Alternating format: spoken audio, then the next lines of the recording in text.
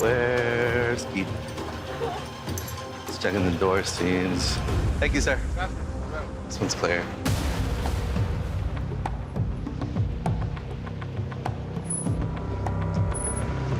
Where you coming from right now?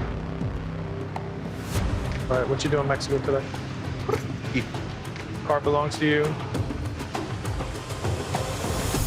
Good boy. He's hit him underneath. All right, I'll pull you right over here. As we were getting to that bumper, he got a whiff of something, so we want to see what's going on that side of the vehicle. All right, you know, lift it up? Yep. We'll lift the vehicle to see if there's any anomalies.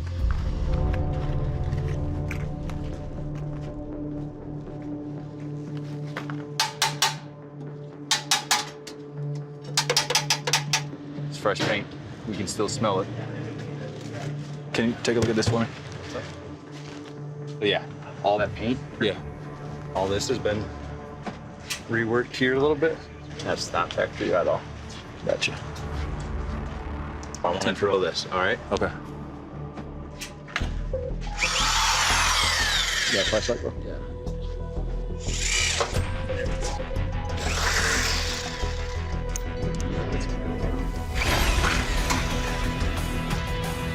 You got some in there? Oh, yeah.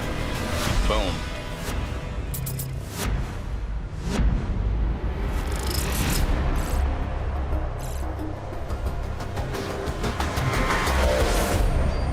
Our suspicion tells us that there's quite a few packages of narcotics in the vehicle.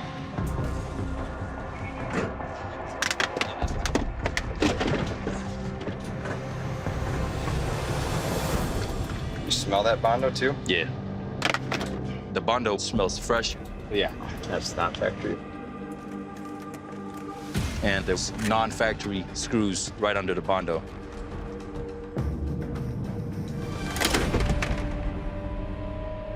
You got some in there, and the bumper.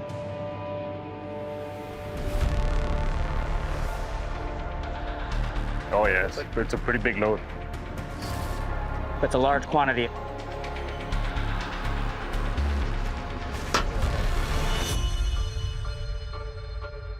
We encountered 10 packages.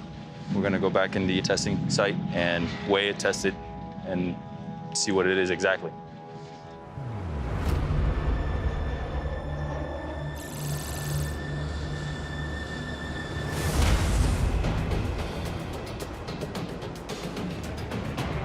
Ma'am, can you open up your bag real quick so I just take a quick peek?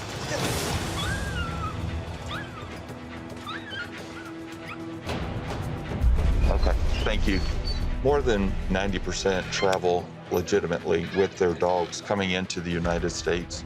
They understand the rules, the regulations. Good boy.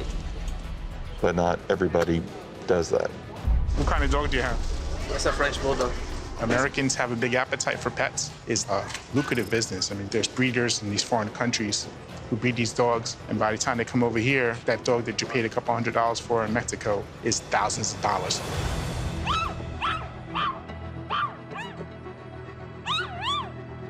Trying to import puppies for sale is legal, but only if they have the proper paperwork, the proper permits to bring them in.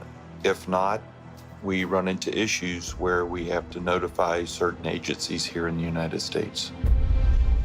As a father to two dogs that I love, I take this personally. It's something that touches my heart. That's my buddy last night. That's my boy Trooper. You can see how small he is. He's my trooper because he helps me deal with things from being in the military and being in a certain country and doing certain things. That is true, and don't get me cheered up. It's one of those things where it was meant to be. You want to make sure they're going to a right home, they're going with a rightful owner, and they're not being used for breeding purposes to make monetary gain.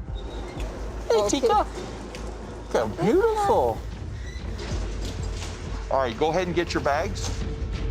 Okay, I'm gonna need your paperwork and I need to take a look at the puppy. It is coming from a high-risk country. Right, or rabies.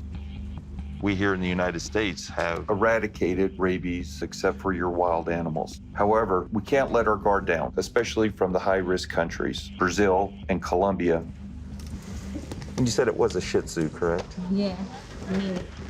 Yeah. I'm gonna have CDC and come back and take a look at her real quick and just make sure everything is good, okay?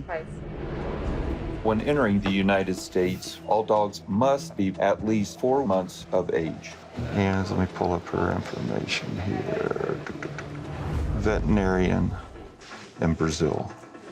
The other thing that we're looking at right now is that the imported dog should be in good health. The vaccine for rabies, distemperament, hepatitis, provirus, parainfluenza virus, Shih Tzu. Shih Tzu.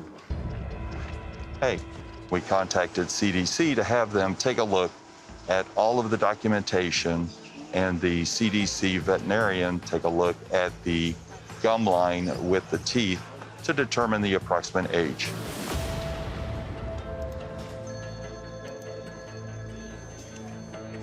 Graham. 10-4. All right, ma'am. You're clear to go? Okay, thank you. The vet for CDC has cleared the dog for entry. There, I can get this for you. Take it over here for you.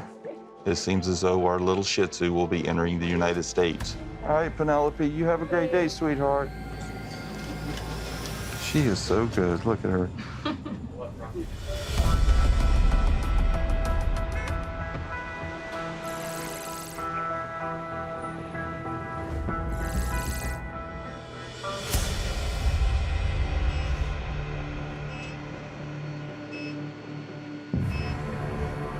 There's multiple layers of cellophane, black carbon paper. We use dryer sheets. Cartel, they wrap it with dryer sheets. It is a technique that they use to throw our canine officers off and detecting if the vehicle or person is loaded with narcotics.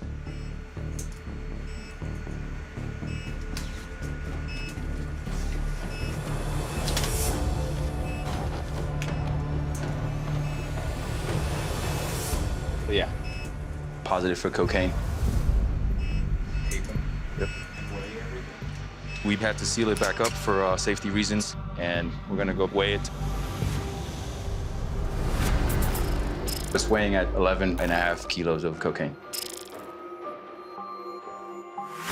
Now it is seized property. Hopefully the person will be prosecuted for their actions today.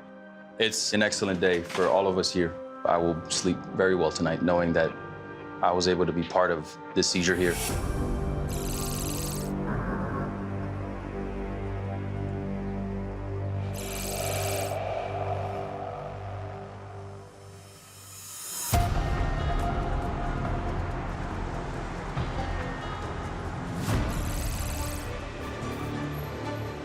Good morning, sir. Where are you going today? Going to work? Put it in park real quick. I'm just gonna check underneath.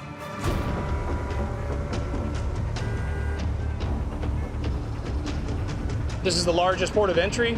Day to day, 3 shifts. We're out there trying to stay on top of the current trends, but things are rapidly evolving.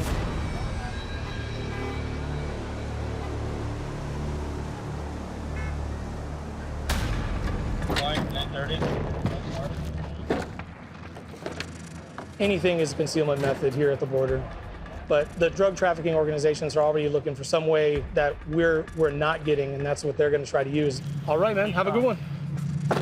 Supervisor from lane 5, 10-4. Just said on the radio that there was an alert to a vehicle and an officer walked it in for further inspection. So we're gonna go see where it's located, what it is.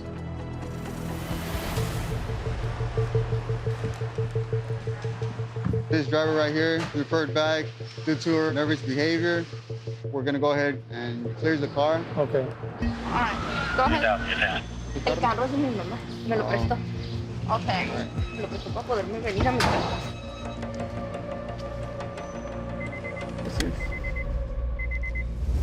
That's not factory made. Was there a modification to this area? They have been getting smarter with hiding drugs to the point where this will seem like a regular console, but you press a series of buttons where it opens up.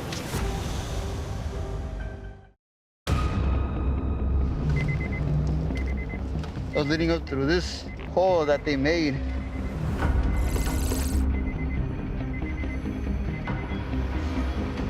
All right, let's see.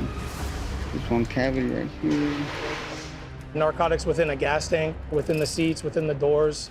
We're prepared for that, but in the past few months, the drug trafficking organizations use special built compartments.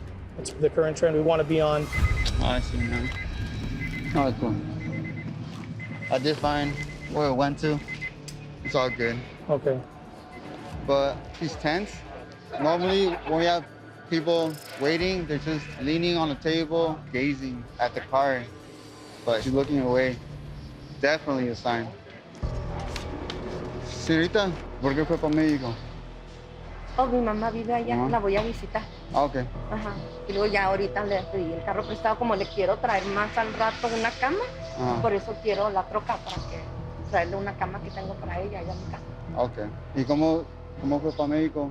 ¿Si no tiene carro? Me voy caminando, en taxi. Y desde Tijuana me la están revisando. ¿Sí? Sí, desde que estoy en la línea, desde allá me la están revisando y revisando. Es solo parte del proceso. Es mejor estar seguros, you know? Sí, muy profesional y jovencito. Gracias, señorita. Sí. When I talked to her, she relaxed a little bit. She changed her body language. She was very compliant. We checked the vehicle thoroughly. Just a regular traveler. We are safe to say she's good to go.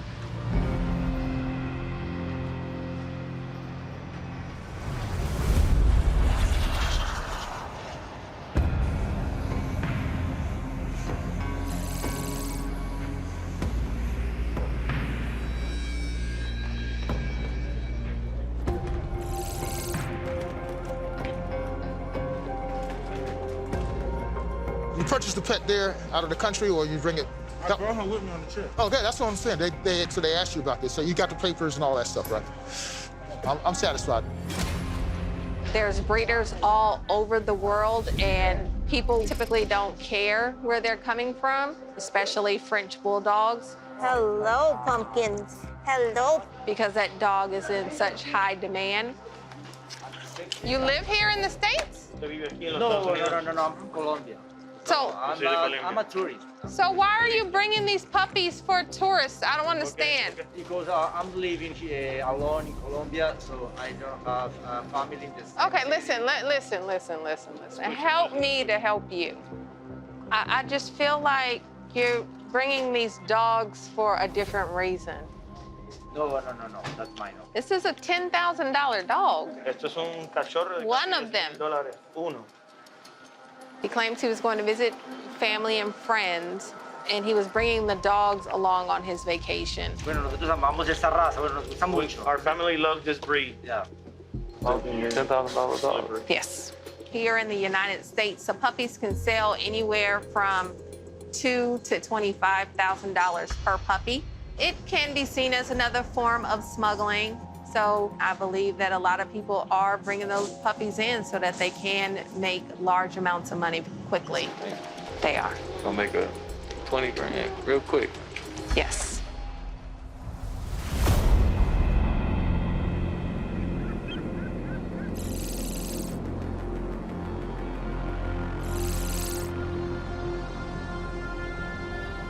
We're setting up surveillance today. We received some information from another law enforcement agency about a traffic stop that involved a car that's already in the United States.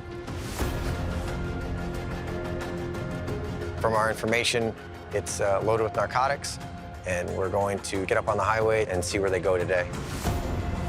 Radio check. This is what my team does. We are a field force that specializes in surveillance. We have bona fide cartels that move product through the area. On the rise seems to be passenger vehicles that can have 50 to 55 kilograms inside of them. Fentanyl, cocaine, heroin.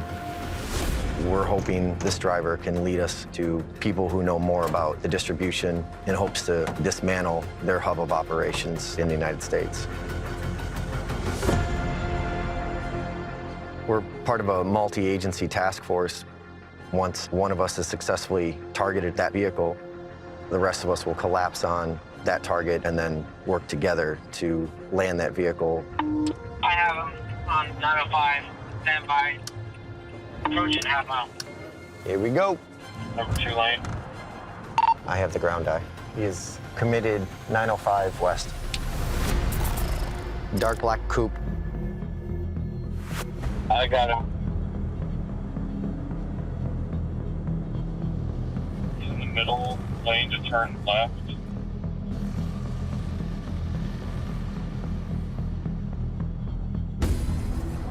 Off. He is slated to make a right turn northbound. I can't follow it. I lost sight of him. Stand by. He may have cut through this parking lot. He's pulled off. Load drivers have different levels of sophistication to try to see if someone is following them. When they take a particular street or a particular dead end, we don't know if that's just a trap to detect law enforcement. I don't have eyes on him right now, so if I can get one unit in there, that'd be great. Yeah, I got him. He's parked in between the two big warehouse stuff. I got out. Well, somebody's going to clock in or work a shift. It's not uncommon for smugglers doing nefarious activities to try to blend in, going to work where you say you're going to work, keeping up with a normal pattern of life as best they can. But there can be 4-hour shifts and 6-hour shifts, and we may be sitting here later than we think. It could be the original driver that comes back to it. It could be a different driver. Whomever may drive that away, we're going to stick with that vehicle.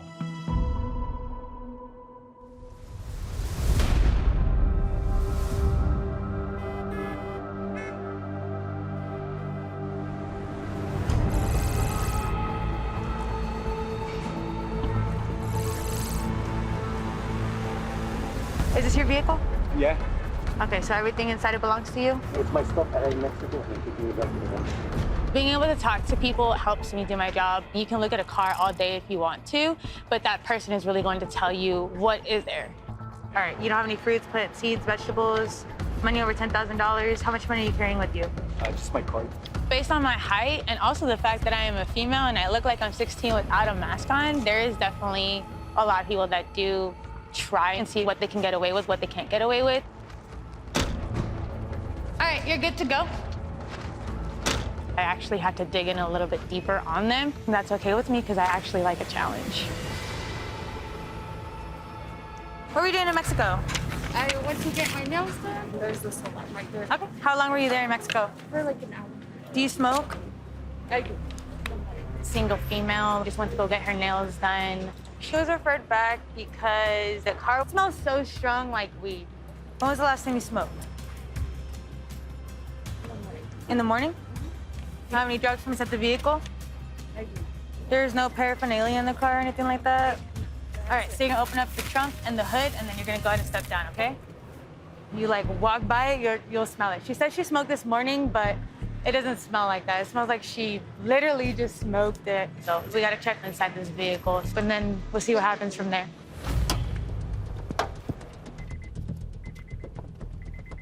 Now look at these vents right here. Usually that's where they load it the most. Everything's pretty dusty. If you see anything that looks like brand new or anything that's stripped, you wanna take a closer look at that. I'm good with that. The normal trend since Corona, it was definitely body carrying. The trend now is vehicles, spare tires, quarter panels, rockers. That was the trend. These little panels, make sure that there's nothing in them. I don't really see anything in this one. We're gonna tap this tire, make sure it sounds bouncy, or hit the inside and make sure it sounds hollow. So that's good. You get this back seat and I'll get the front seat.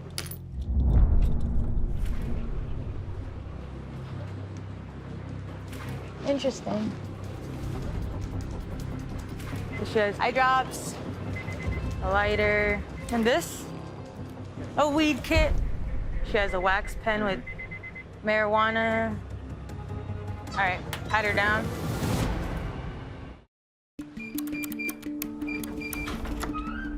All right, go ahead and follow us. She already lied once about not having the THC that she had. My partner here is going to search you, make sure you don't have anything else. There's nothing else that you have, correct? Okay, because now's your chance. The fact that her car smells entirely like weed there's more probable cause right there that she might have something else on her.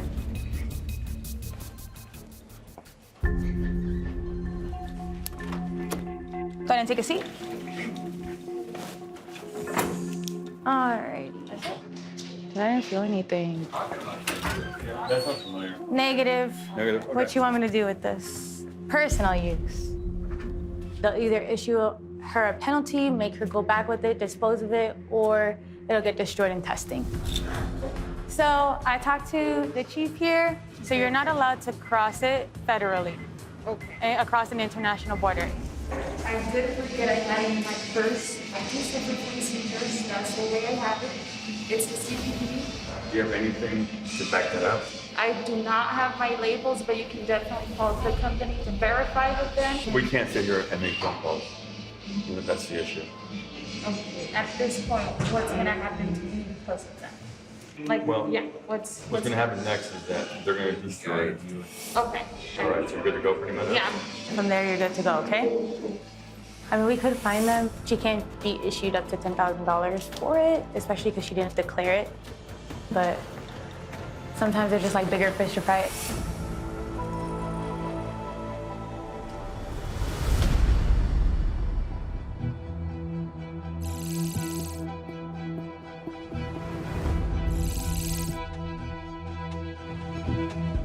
Waiting us out is in itself a tactic. We have to be willing to handle the quick hits, but also these ones that draw on for several hours into the night. So it pays for us to be more patient than the smugglers are willing to be. And luckily, our team is very patient. I'm seeing quite a few people coming out to their cars. That looks like shift change. I have them. This guy at the vehicle. 3 additional males. Just walked up. Yep, these could be our guys right here. A female is approaching, and they're all getting in the car. 3 males, a female, and that's 1. We don't know. We don't know their role.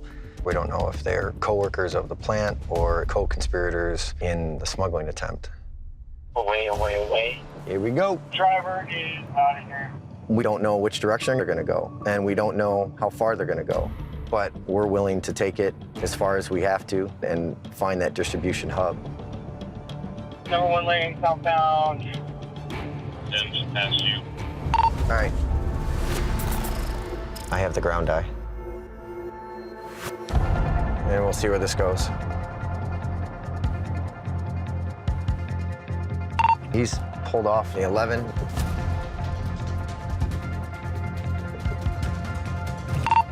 He's committed to a U-turn.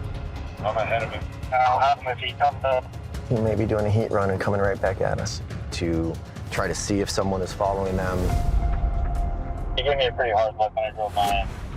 I don't know if I spooked him or not. Copy. It's possible he spotted us. He's headed to the 905. Now I'm actually on ramp to the 905 now.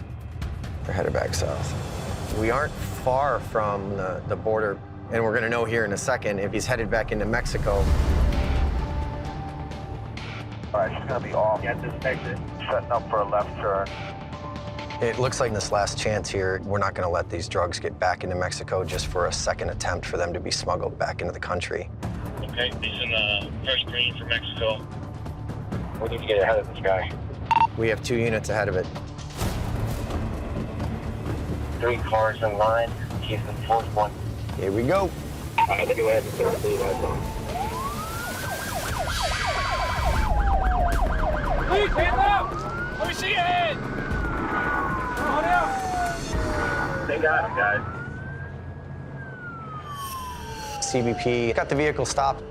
Our driver is going to be interviewed separately. The 4 additional individuals will be interviewed for their determination whether they're involved or not. And we're bringing the car over to the lift where they can elevate it and get a better look at the undercarriage and do a much more thorough inspection.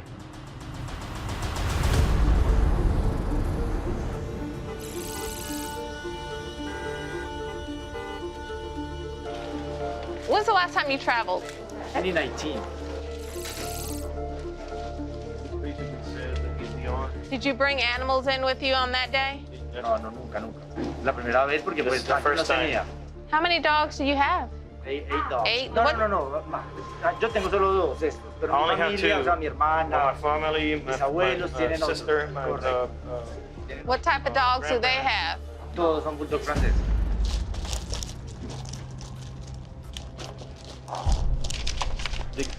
¿Quién le dio esta carta a usted? Mi psicólogo en Colombia. Is basically saying that his dogs are support animals for his depression. So it's a therapeutic treatment for the benefits of companionship. It's like a well-being. He had a letter from his doctor supporting that those were, in fact, his dogs. It seems like he's actually bringing the dogs in to sell them. Unfortunately, we didn't have any proof that that is what he is going to do. And that just supported our decision to let him to continue on with the dogs. Okay, enjoy your vacation. Adios. Adios.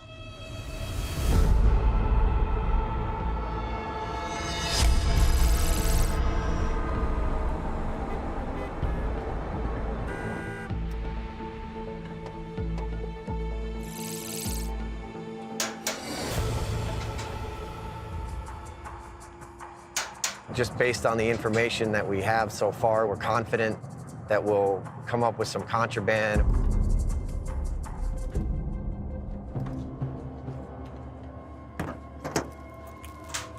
We're definitely seeing something that is not supposed to be there.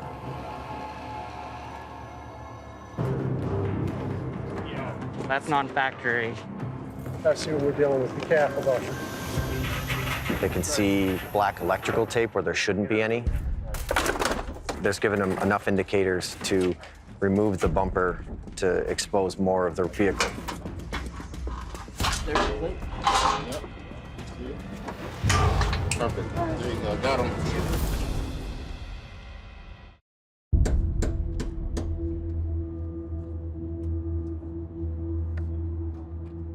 I can see stuff.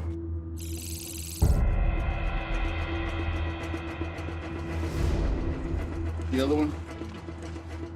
The compartments are post-factory modifications that's consistent with narcotic smuggling. It is.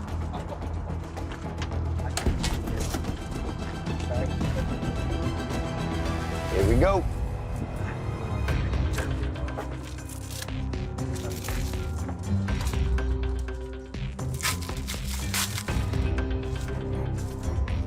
You know what? That thing is good. Yeah, look at what. Unbelievable. Yeah, right? Just a block of wood. Unbelievable. It was packaged consistent to narcotics packages that we normally see. So this was most likely a test run. They were testing some of our capabilities and limitations, and they didn't want to risk the actual narcotics coming through. This is the first time I've ever seen this.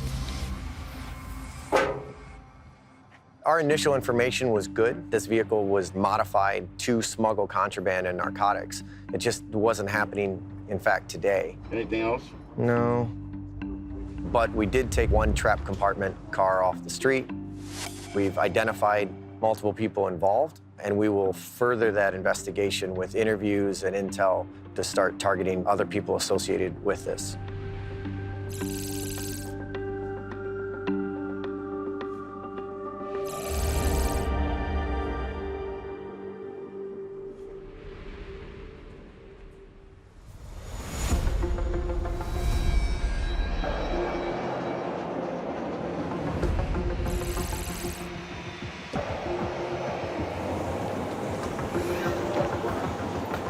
Come on.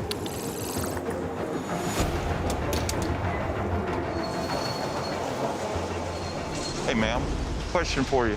Can you open up your bag real quick? The concealment of the dogs is what we're running into a lot lately. A lot of people are sticking them in tote bags, sticking them in backpacks, some with very small carriers. You have your passport, ma'am? Yeah. All right, and do you have the paperwork for the dog, please?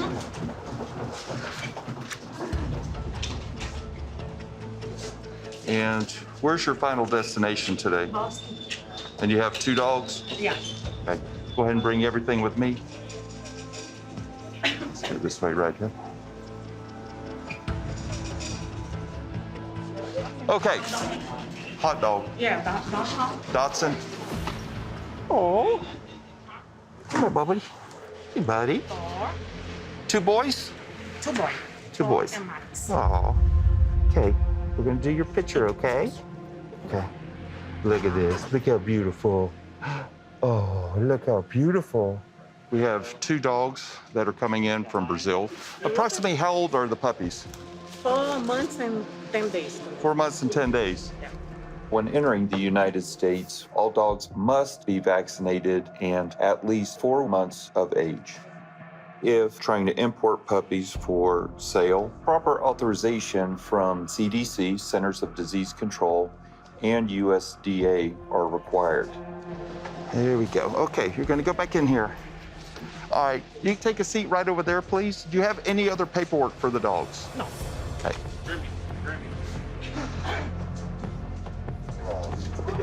The vet is now taking a look at all the paperwork along with the photos that they shot of the dog's gum line to determine the age.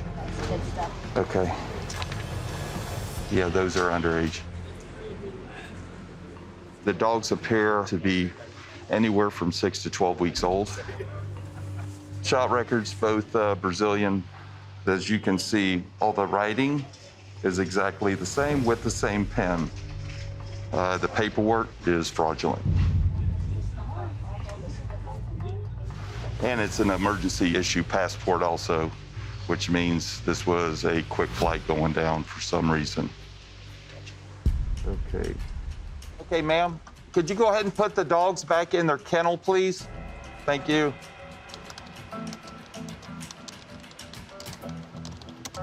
So how long were you in Brazil? 10 days. 10 days? What was the purpose of the trip? My mom passed like 2 months ago, and we have to go first to do our stuff, sell the housing stuff. So I have to. And you just decided to pick up 2 doggies and bring them back? Because I'm gonna stay here now. I only go back there when the lawyer say you have to come to sign.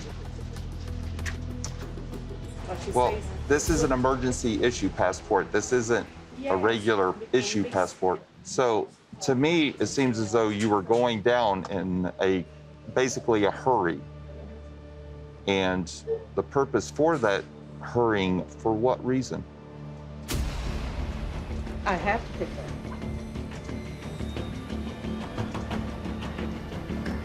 Do you have a puppy business?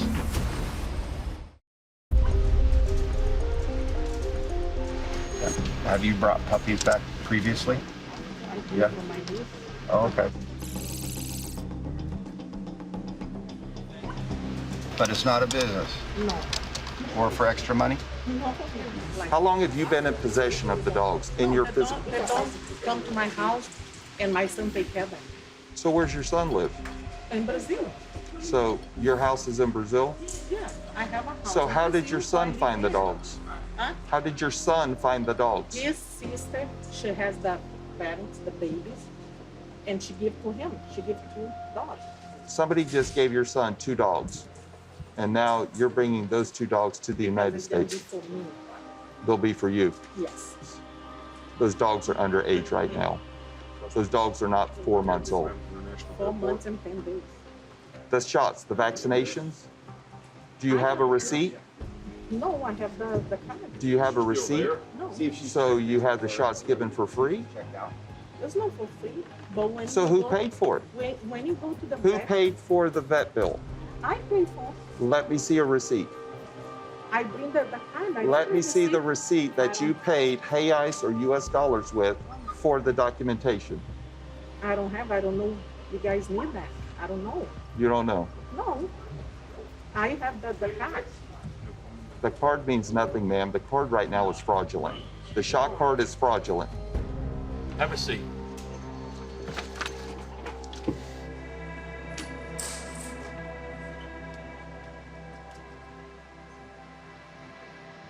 is. Holy, 1, 2, 3, 4, 5. Well, as we were looking through her phone, which we have the authority to do under Border Search Authority, we found videos of puppies, which she does have inside of her house. So listen, we know what dogs are in demand here in the States that are cheap in Brazil, Mexico, Colombia. You've got pictures, multiple pictures of every litter on your phone. I have 7 dogs. You're raising these dogs, you're breeding these dogs. I don't breed these dogs. I bring for my friend. You can call her. You can call her. What does your friend do with the dogs? What does your friend do with dogs? She breeds them? She sells them? No, she have like a pet. How much do they pay you to bring the dogs back for them? The Shih Tzu is 2,000. They paid you $2,000 to bring the dog back. Yeah, they pay for it. They pay for them. Yeah. So money's exchanged. Yes, money is exchanged.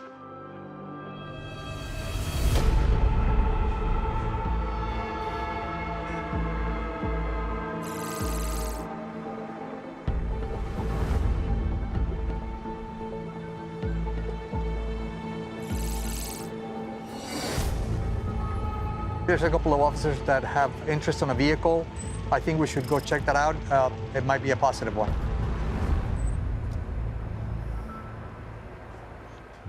What do we have? This vehicle was referred in by the primary officer. The X-ray images showed anomalies on the vehicle. Okay.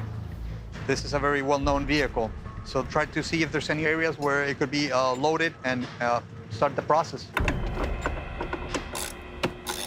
Super loose. Oh, yeah. The X-ray is telling us that the whole floor of the vehicle looks different. More than likely, it's got a floor compartment there. So the driver's detained while we inspect the vehicle. Yeah, we'll just rip this. Oh, yeah, I can see them. It's right here. Yeah. See the compartment? It's on this side, sir. You want to show me on this side? There's a compartment in the driver's side, too. They're pretty creative. They always try to blend it in with how the vehicle's supposed to look, but you can tell it's not manufactured, though. There it is. Oh, look at that. Big bricks. They're more on the driver's side. There you go. Got it. 6, 7. Oh. 7 packages out of the passenger side. 10 packages from the driver's side, which brings a total of 17 packages total in the car. I'm Let's gonna go. Test it? Okay. We're gonna start testing these packages and see what do we have. Big bricks. They feel like they're about 2 kilos apiece. The same type of packages with the same type of markings. Always the smugglers write on the packages for some reason. It's either who in the cartel on this side is destined for or a code for heroin, cocaine, methamphetamine, or fentanyl. So we'll see right now as soon as we test. They use many layers of plastic to avoid detection, mainly from the canine, because they know they could be detected by the dogs. So it takes us a minute to get to the drug. No matter what they use, it really doesn't work. I've seen fish as a masking agent, and it just didn't work. And fish has a really strong smell. Whew, I got it, hang on.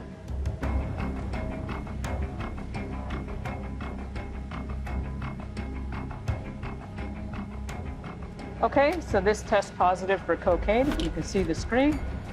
Okay, that's cocaine. You're gonna weigh it? Yeah, let's weigh it.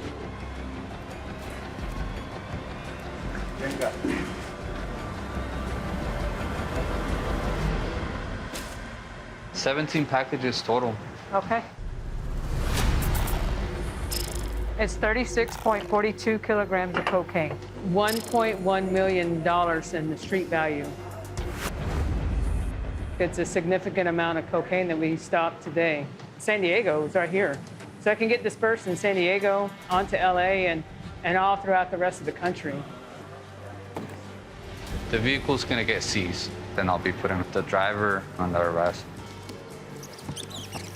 I'll be contacting HSI. They interview the subject and he determines what's gonna happen to him, basically. Feels good. Feels like you're doing something worthy for this country, you know? This is the reason why I do my job.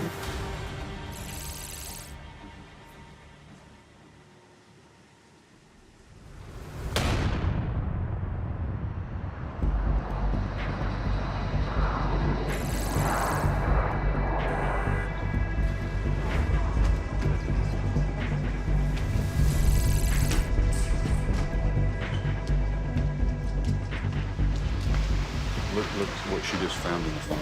What'd you just find in the phone? She sent a text. She said, we have to be very careful with them. They didn't take any vaccine. That was yesterday at 11:38 a.m. CDC, the dogs were not vaccinated, not one vaccination. That's when we contact CDC because we don't want a small little puppy that's possibly infected entering the United States. So, the dogs have not been vaccinated at all, correct? Ma'am, I'm asking you a direct question now. The first shot, yes. Then why would the text messages say that the dogs have no shots at all? You have to be very careful with the dogs. Does that ring a bell? Do you understand the seriousness of this now? And it upsets me down in my heart that these two innocent dogs are the victim right now. I'm sorry, I don't think about that. You don't think about their lives. Do you understand you're in a lot of poo right now? So basically everything you've told me thus far is not the truth, correct? There you go, full confession. She was paid, the dogs were paid for, she was paid to go down there, pick up the dogs, bring them back to be resold. This is the CDC guidelines. I'm so sorry. I Pass that on to your friends too. And all those other breeders that you're talking to and dealing with, if they come through Atlanta, they're gonna run into me. Okay. They better have everything in order. The woman is a US citizen, so we cannot bar her from entering the United States. But at this time, she is returning with the dogs back to Brazil upon the CDC's decision that the dogs are being underage with fraudulent paperwork. All right, thank you guys. It just goes to show you people will do anything to make a dollar. It's sad, it really is. Hopefully they get into right hands.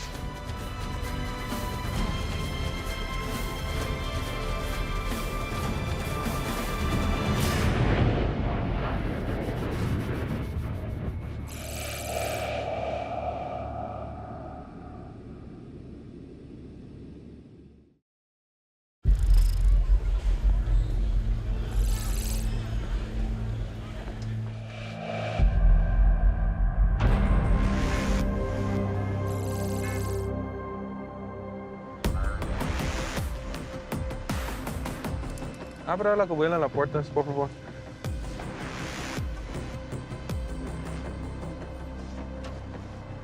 Okay, gracias.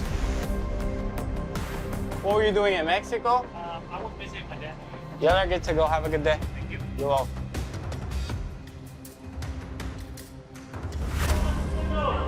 In 18 is armed and dangerous vehicle. Go, go. Oh my God. We need cover. We currently have an active armed and dangerous situation. You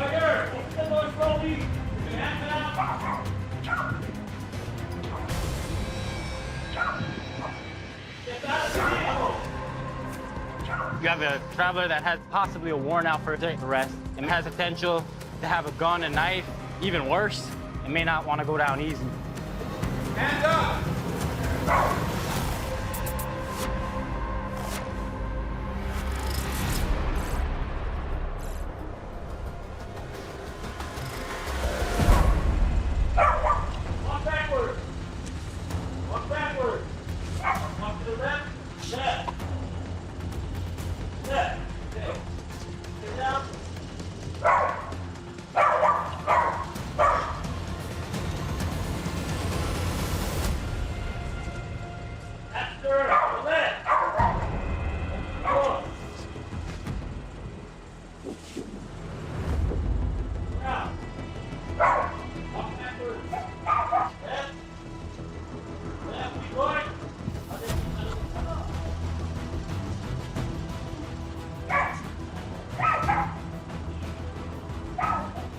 There's one more.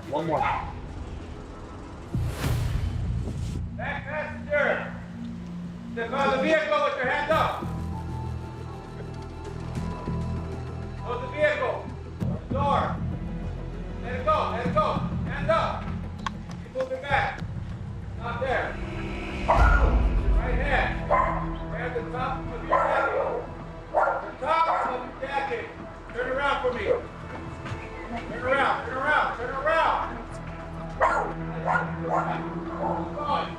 going. That's it. You go forward. On your knee. On your knee.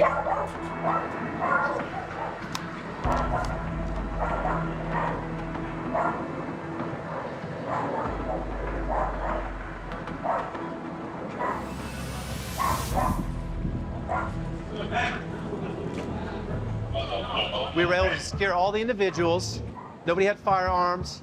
An 8-year-old male was taken into custody. He was wanted for robbery. He's been turned over to local authorities, awaiting charges. Here at San Ysidro, we never know anything about the subjects in the vehicle. We don't know if they have arms. We don't know if it's loaded with narcotics. Nothing's off the table.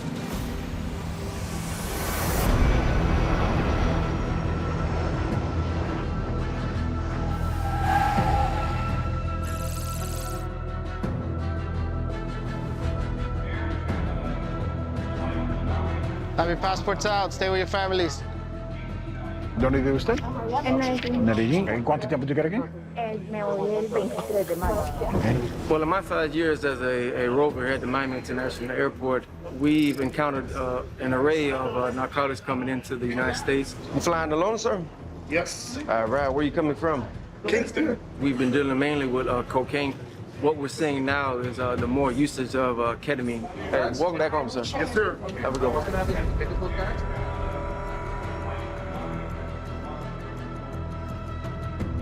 ¿Todo aquí suyo? Todo. ¿Y quién empacó? Yo. Okay. It's clear liquid, so it's easy to be concealed, right? So they'll put it in Visine bottles or alcohol bottles, shampoo, and a lot of times they'll bring it in its powdered form.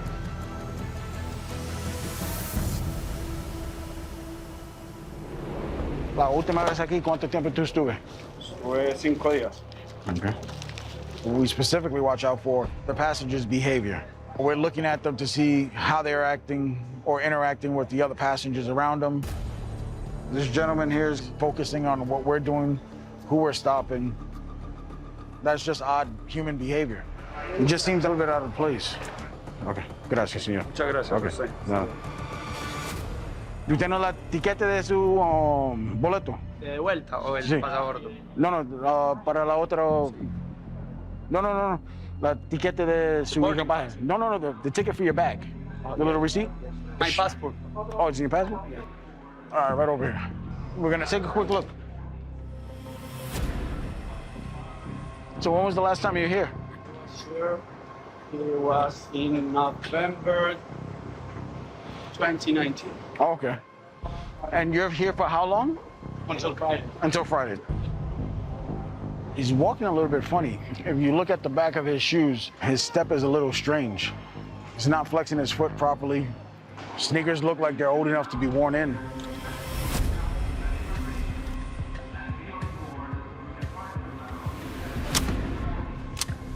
Get your bag, I'll be right over here. See his feet? Look how he's walking. It was the way he was stepping, like a Frankenstein. And that's a common occurrence when the shoes are loaded. They put a solid package inside. You know, it doesn't allow for room to flex. This is yours, right? How do you know this is yours? Because I packed. So we're gonna take him to a search area, take a look at the bag, and then see where we go from there. All right, right this way.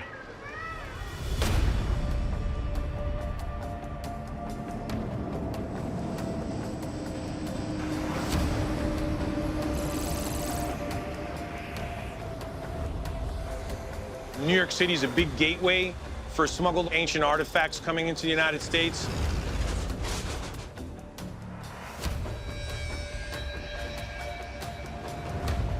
We see everything from ancient Egyptian, ancient Persian, Greco-Roman.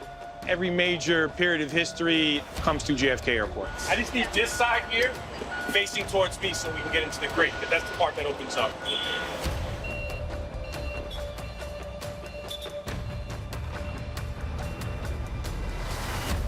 Sadly, it seems to be many more of these artifacts are crossing my desk on a daily basis.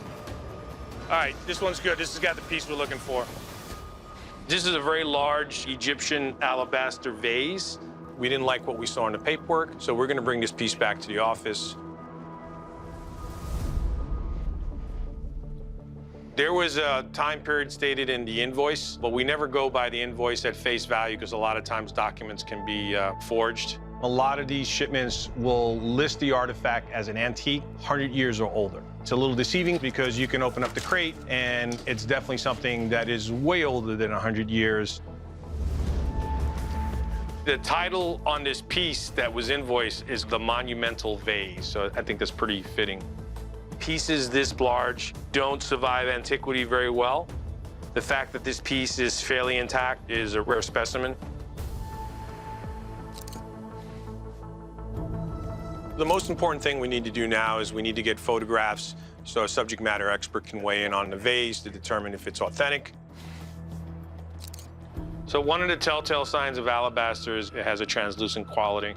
As big as this piece is, light will shine right through the alabaster. This vase is not glass, nor is it plastic. It's solid stone that was carved. It's beautiful. Okay, let's pack it up carefully, guys. 1, 2, 3. If the alabaster vase is determined to be authentic, the very next thing we're gonna have to ascertain is whether that particular artifact left its country of origin in good legal standing, which means we have to coordinate with a foreign government. So we still have some more pieces of the puzzle to put together to determine whether we're seizing it or not.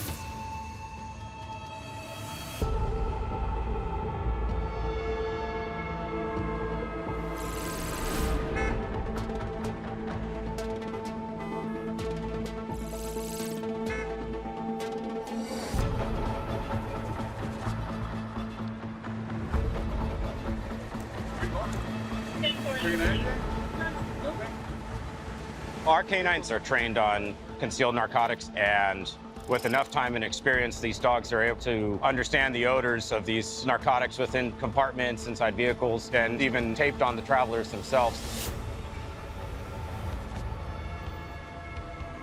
There's a lot of work, a lot of training, so when your dog goes out there and actually catches dope and you're just the driver of it and your dog's doing all the work, it's 10 times better than catching it on your own. Come on, come on.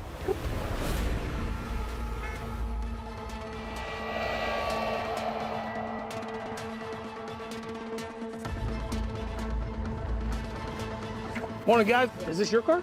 It is a friend's car. Friend's car. When was the last time you crossed with it? With this car, I think yesterday. Yesterday? Yeah. You going to work? Yeah, I'm just gonna buy a car. Oh, okay. What kind of car are you buying? I'm gonna buy a Beetle.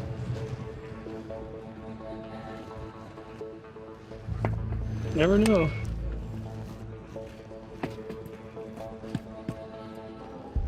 I'm not getting anything back here.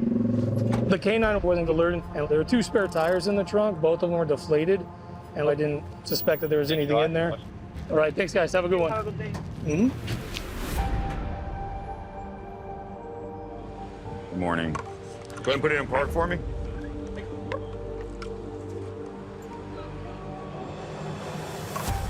He's hidden right there. All right, go ahead and open the trunk for me. I'm gonna look at the back. The dog showed a little interest in the car.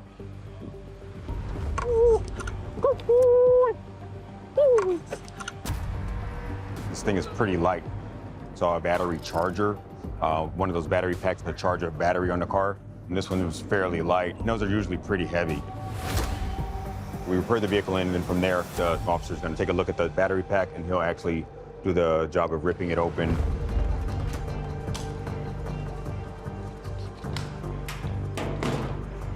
So I was told by a canine handler that his dog alerted to this. So I'm gonna go ahead and open it up and see what's inside.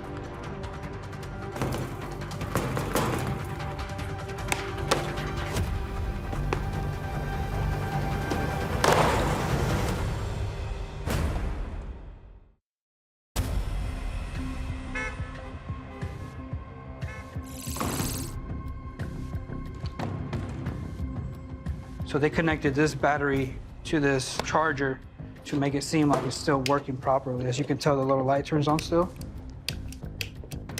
It's just a way to make us think it still works and there's nothing in there. The package I took out, I can't tell right now what it's gonna be, but we'll see.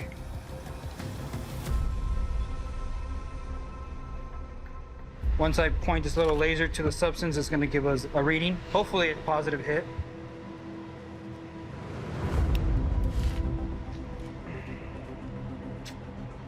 Mustard. I guess they think that the dogs are not gonna detect it with the mustard, but they still detect it. They'll use ketchup, hot sauce to try to get the dogs to not sniff it.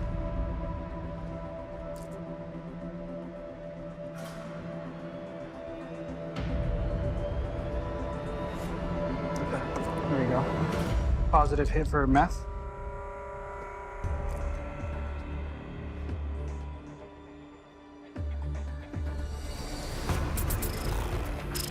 3.06 kilograms of methamphetamine. I mean, it's a seizure. We're keeping drugs away from the streets, but I've seen way more. I've seen gas tanks full of meth, quarter panels. We've seen up to 80, 100 packages of meth at once. I already called HSI. The agent in charge is on his way. So now I'm gonna go ahead and place the subject under arrest. And then the drugs will be taken to get destroyed.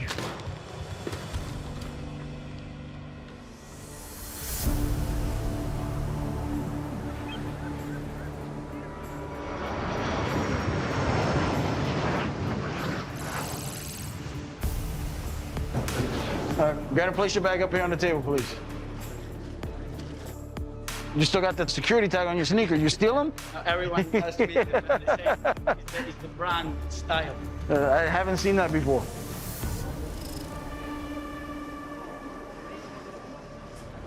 All right. Let's see what we got here.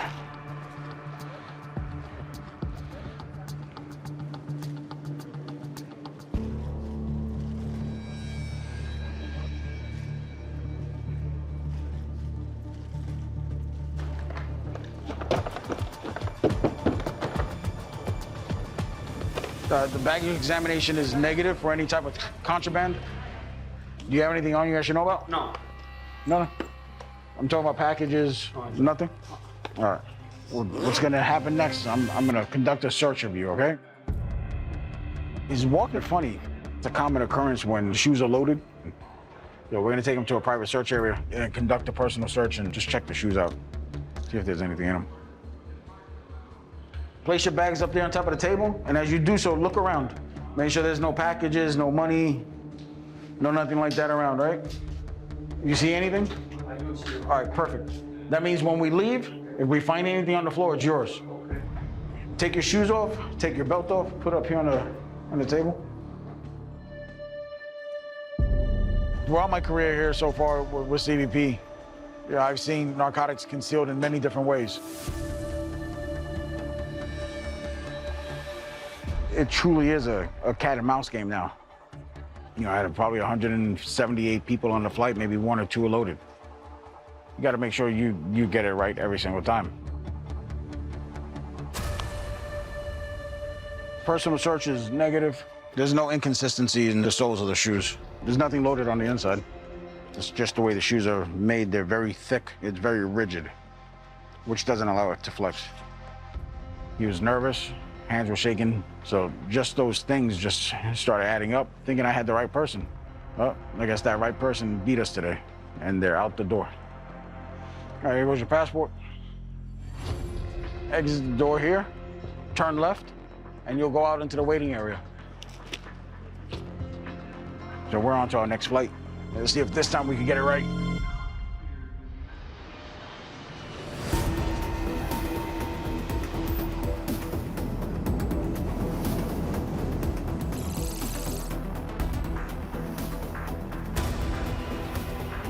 gonna need that box that's in the back.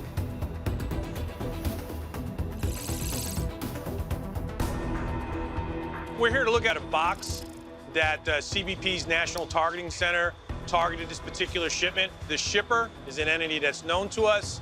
They're a previous offender for smuggled artifacts coming into the United States. We're gonna see if there's any more contraband in this particular shipment that's coming through. It appears the box contains stone beads. There's some gold artifacts on the bottom, but I'm not gonna pull it out here just because we can't afford to lose any of these small beads. We're gonna go ahead and transport this shipment down to the Diamond District of Manhattan, and we're gonna have a gold specialist Take a look at the gold and determine exactly what we have.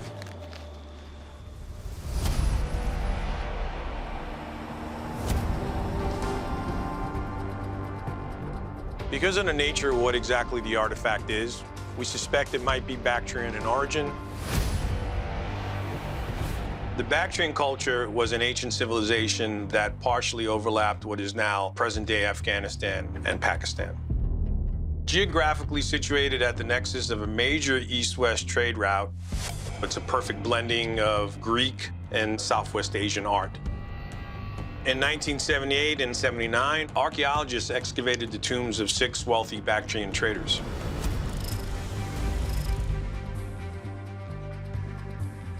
Known as the Bactrian gold, the collection became a prized part of Afghanistan's cultural heritage.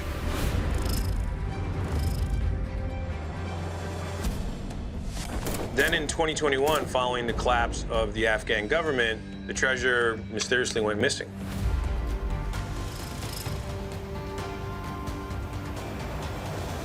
And anti-smuggling authorities around the world have been on the lookout for it ever since.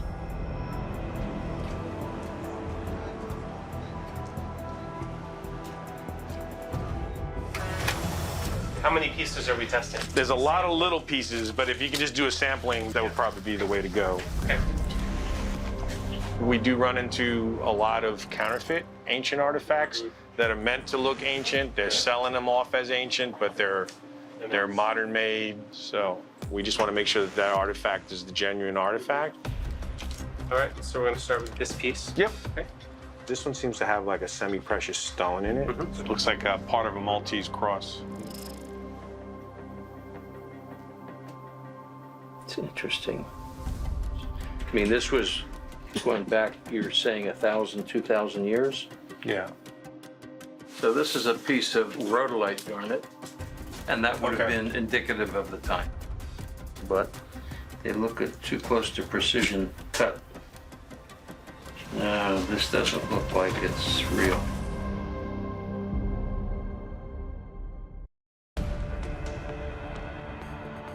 I could be wrong, but they didn't use glue in those days. And you can see glue? Mm-hmm.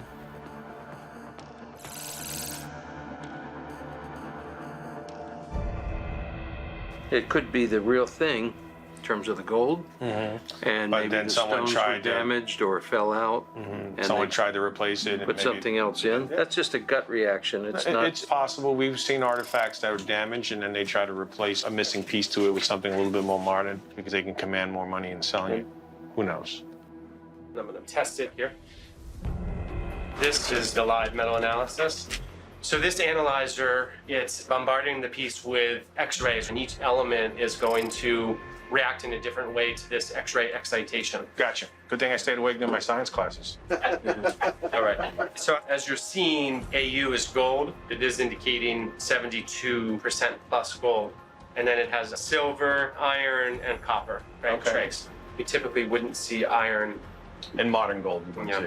Yeah. So it was legitimate artifacts. Ancient gold is not something that we see all the time. Okay. It's definitely special. So we're gonna go one by one. We're gonna take this piece. Yep. Okay. And we have a reading here of 68% gold.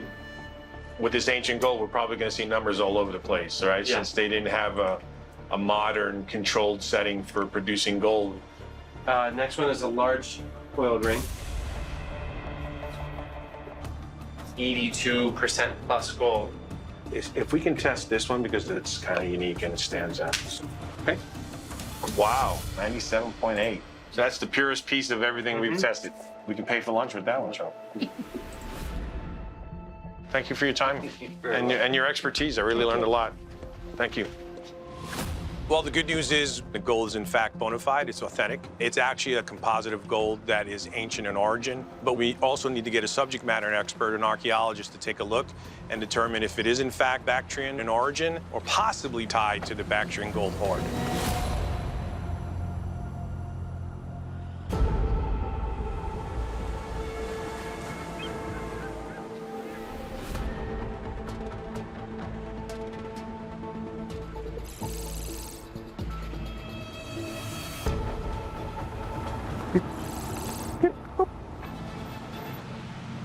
Morning. Where are you going, sir? To work. And where do you live right now, sir? Right now, I'm transitioning over here. Okay. So how long have you been staying in Mexico? Like 2 months. 2 months? Okay. Have you ever been to secondary inspection, sir? Yeah, it's been long. Okay, sir. So I'm gonna stop the traffic, sir, and then I'm gonna have you go straight ahead, sir.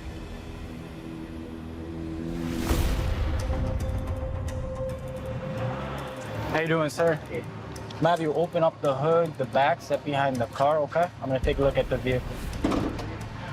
Okay, so you live in Mexico? I'm about to get it. Okay, and where do you live now? Well, I was living in Ontario. Going through divorce. So you moved to Mexico? I'm moving, yeah, little by little. So you're going back to Ontario right now? Right now, I'm going to work right here in San Diego. What kind of work? Handyman, something. Okay. Remodeling the house. What's the name of your company? I don't know the name. I just started last week. So how do you find you? Through a friend in San Diego. And it's your truck? Yes. All right, cool. I'm gonna inspect the vehicle. Just step behind the table right here. The subject's story is a little murky. So right now we're gonna conduct a 7-point inspection.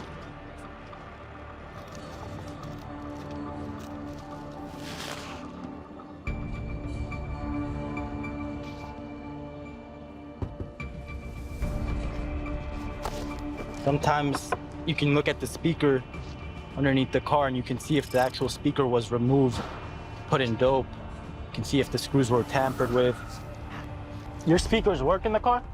Do me a favor, just turn on the speakers for me.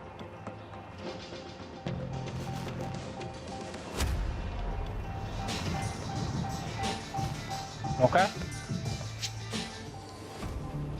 We didn't find any inconsistencies, no anomalies. I'm actually good with it. The story was a little murky, but he was saying you moved from Ontario to Mexico. When you look further into the vehicle and the documentation in the vehicle, it actually does check out. This vehicle seems okay. It's good.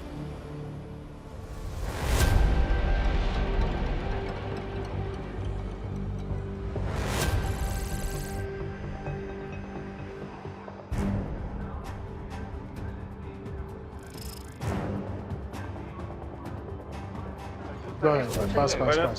Check it out. See your passport. Have a good one. The bags are gonna start coming down.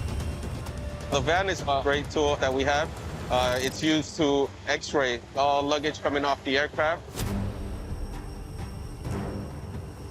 He's gonna be looking for any kind of anomalies that are gonna be coming down inside the bags.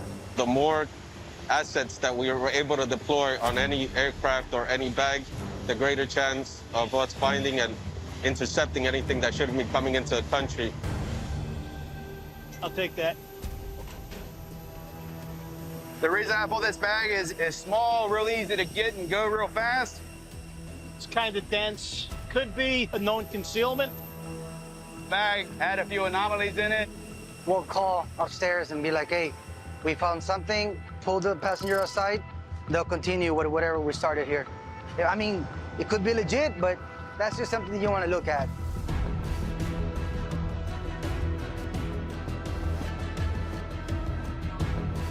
I just got a phone call that we possibly could have some narcotics coming in from Cali, Colombia. So we immediately moved the individual to the back so we can further the inspection. And we're gonna head over here and see what it is. What do we have? The bag that came in through check bag is normally a carry-on bag. So that just wanted to inquire, why would they check a small bag underneath the plane? When the bags came upstairs to the carousel, we saw the passenger selected in the bag. That's when the officer counted him. And the inspection started. Checking the bag, we found 2 bottles. Appears to be a shampoo bottle, and another one they said is a soap bottle. Okay. And they felt very hard, like a rock.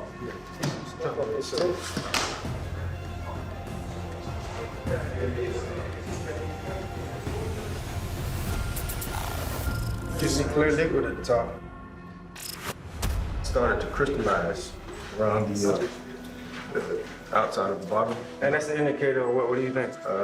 Most of the time it's liquid cocaine. Okay. But it doesn't have an odor, so it could be ketamine. It doesn't have a strong smell. Usually you smell it.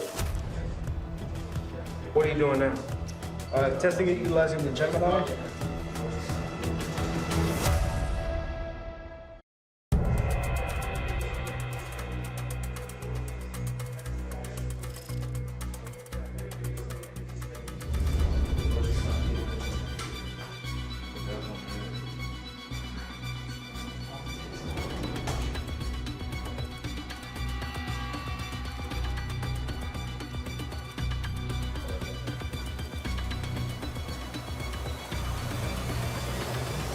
There's green. Ketamine. Gemini says ketamine. So what are we looking at? How much we got?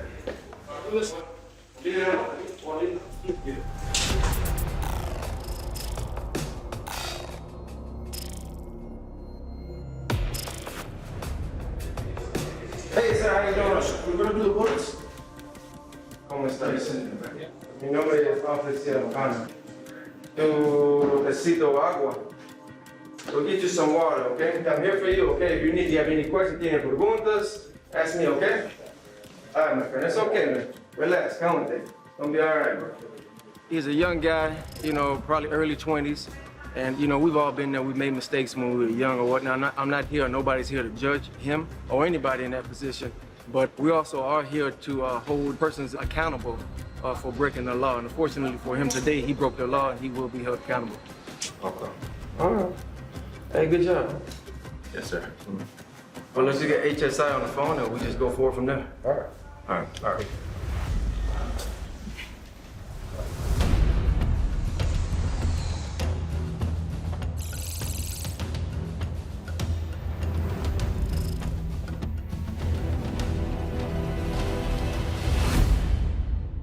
Hey guys, good news. I got the report back from the subject matter expert. Oh, great. So what's happening with this alabaster waste? So the subject matter expert said that it's real, right? So that's the good news. But we still need to get additional documentation from the Egyptian government to determine if it left the country legally. So we're still pending on documents from Egypt. And this is going to stay detained in our detention room. The beads are actually authentic Bactrian beads from Afghanistan or Pakistan and smuggled essentially into the country. That's enough for us to seize.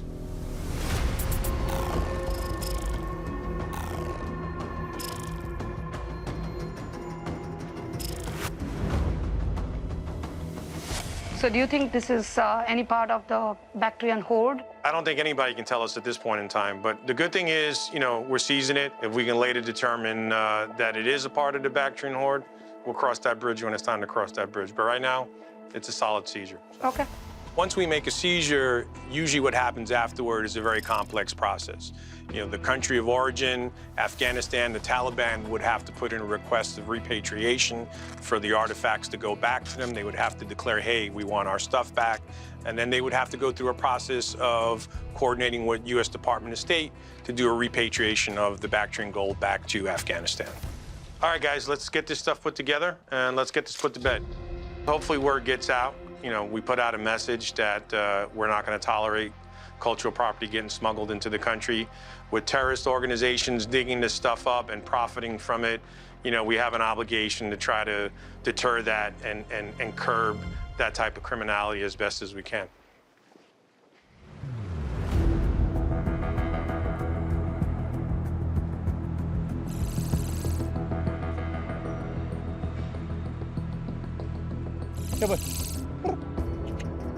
Working with the dog, it is like having a child.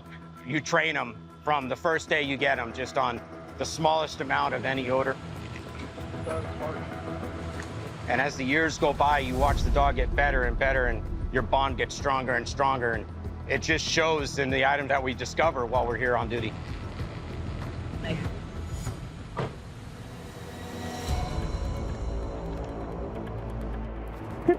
When he alerts, his tail wags, he'll start salivating, and then he'll indicate by sitting after the alert.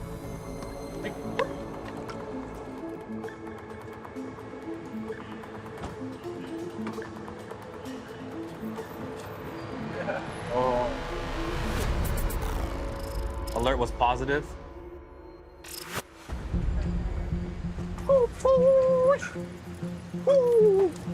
As I was walking down, the wind was blowing, so he caught odor and alerted to it.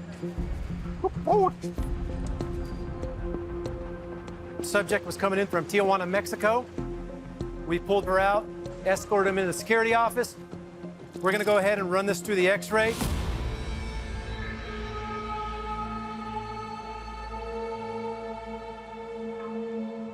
Yeah, it's positive. I observed some kind of anomaly in the quarter panel and glove compartment.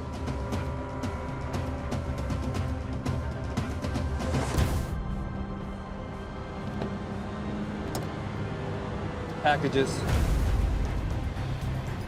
There we go.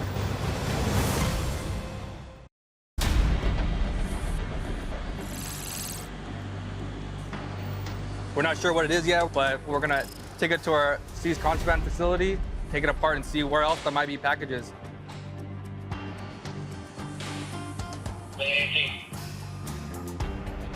They try and look as normal as possible, so they just declare something as normal as Coca-Cola, try and distract the officer and making them not want to check the trunk.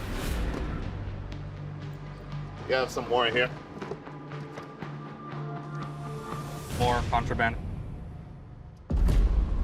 So far, we just found packages in the quarter panel and the glove box, but presumably when it's one spot, they'll load it as many places just to get their narcotics across. Sometimes some of the packages are concealed very deep within the vehicle, so we have a private contractor helping us out. Can I bring in the camera so we can look into the dash? Okay, sounds good. He has this camera that allows him to see further in the vehicle than the normal eye would be able to see. Way behind.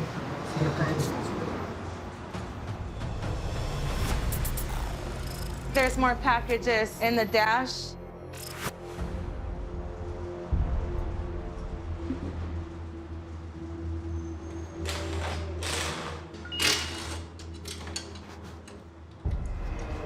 Some beef box.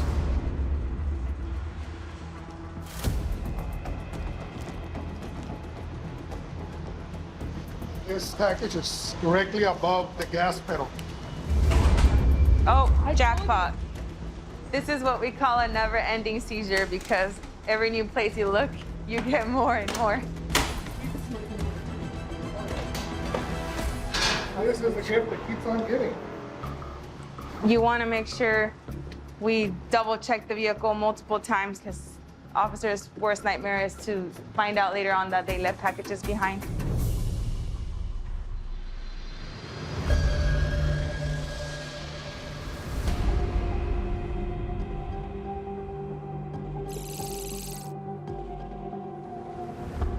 I'm doing a controlled delivery of 2.5 keys of ketamine.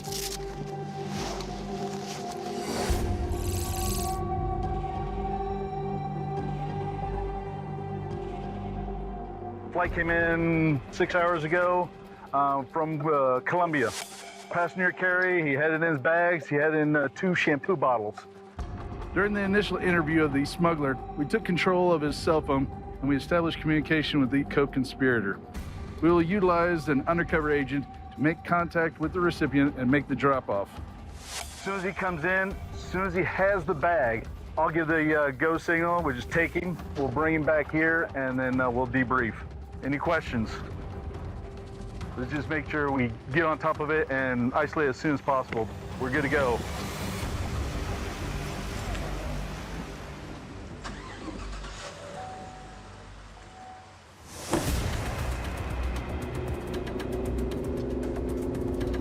There's a number of factors that we have to look out for. Obviously, we're operating in a public area, so we have to be concerned about the safety for the general public.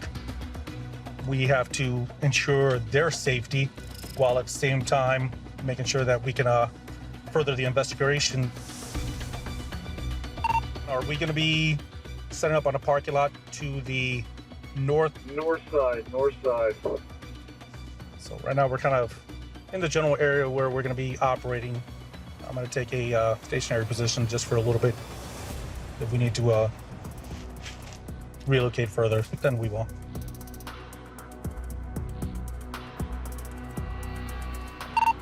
Be advised, the target is parked next to a blue SUV. Possibly Range Rover in play. We sometimes will have vehicle information, descriptions, and everything, but oftentimes suspects will change up things. They'll come in a different vehicle. They'll come in a different mode of transportation.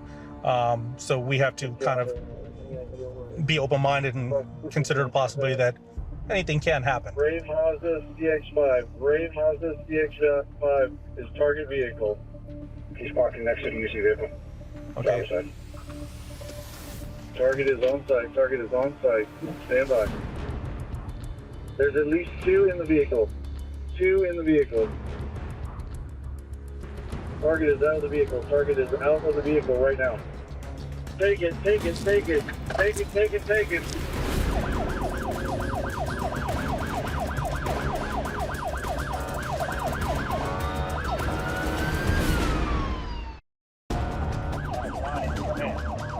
Hey, stand up!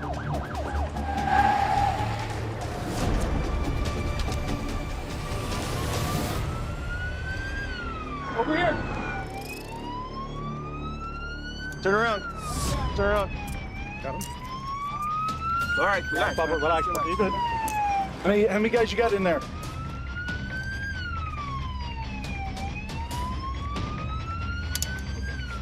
No, to this knee. There you go. Come on. Yep. Okay, go ahead and stand up on your feet. Okay, I have the cell phones. As of right now, we have 3 that are detained, along with some currency and some narcotics evidence. Everybody safe? No injuries? Good. Head back to the SAC office. So overall, so far, things are going well. We're, for the moment, finished here. We're going to transport our suspects over to our SAC office, where we'll conduct some interviews and try to further the investigation.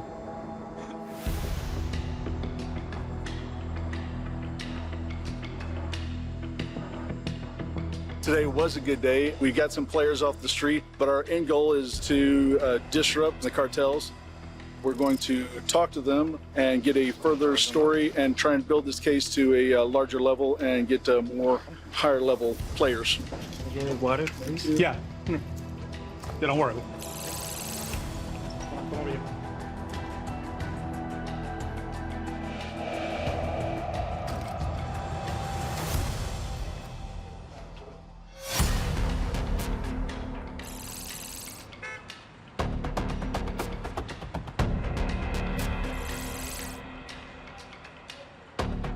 You want to start gathering the ones from the quarter panels now?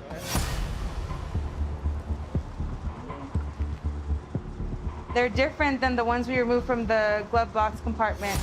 This seems like it may be a Tupperware container because it's really, really hard. Seems like they put some type of detergent to hide or mask the smell. So all these 3 packages, one kind of narcotic, and this one's will be another one. Any other areas that we were thinking, or that was it? We're gonna go ahead and take it over to our testing site.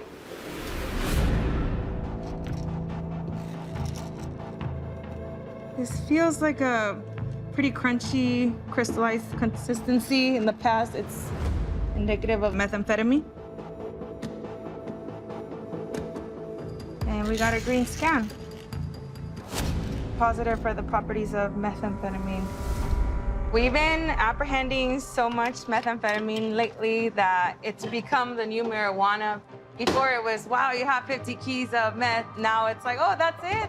So it's kind of crazy to say that 50 keys of meth is not impressive anymore, but Unfortunately, it's kind of become the norm around here. We're gonna put all the methamphetamine on the scale and get a total weight. $14.64 kilograms. Test these 3 packages because I feel like it's gonna be something different. Does it look like a powder or? Okay. So we're gonna go ahead and test for fentanyl. But we have to be very careful. We've seen officers be exposed to fentanyl in the past. It was actually where they just got a little whiff of residue in the vehicle and they actually passed out.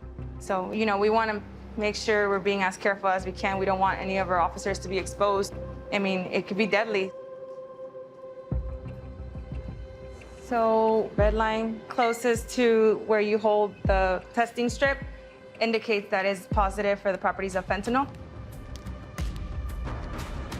There we go. You have a positive. So it is fentanyl. So now we have 3 packages of fentanyl. 3.46 kilograms. It feels great to be able to keep all these narcotics off the streets, but I've seen a lot bigger loads. Maybe it's a first timer, who knows? Sometimes they don't trust them with that much narcotics all at once when they're first starting off. Now we're gonna turn it over to HSI for further investigation and let them take over from there.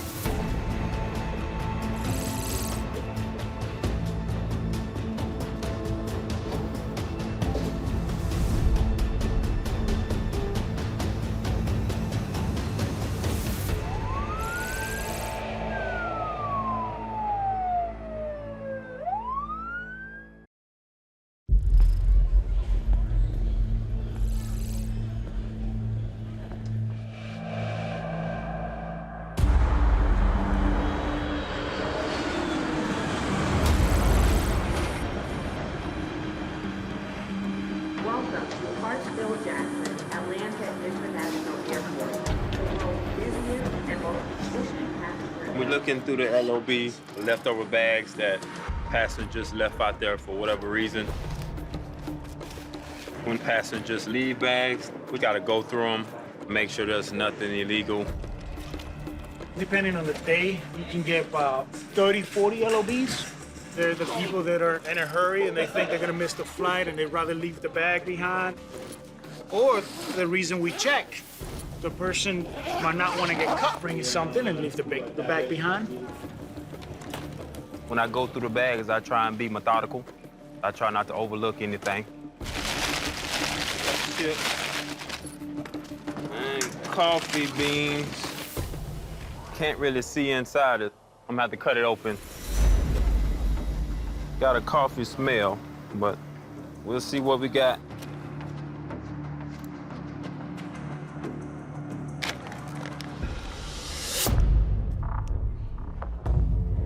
Well, coffee is supposed to be brown, right? Coffee is not supposed to be white.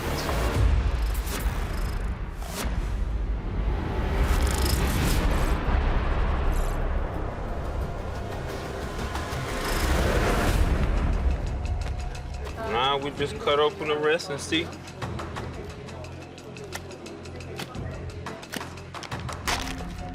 And again.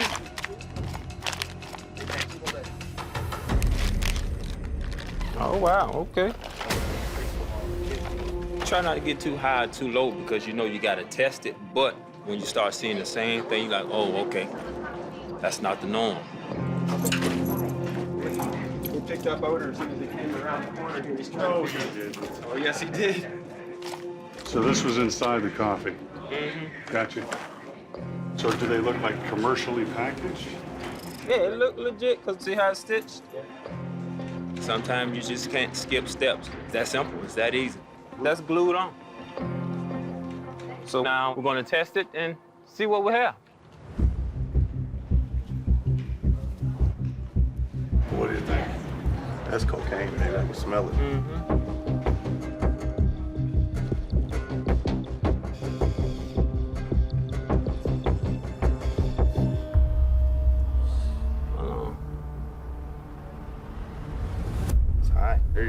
It's reading cocaine, hydrochloride.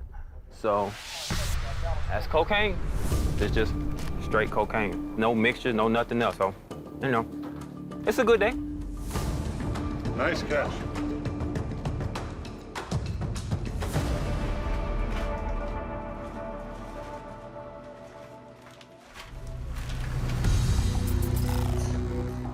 $3.51 kilos.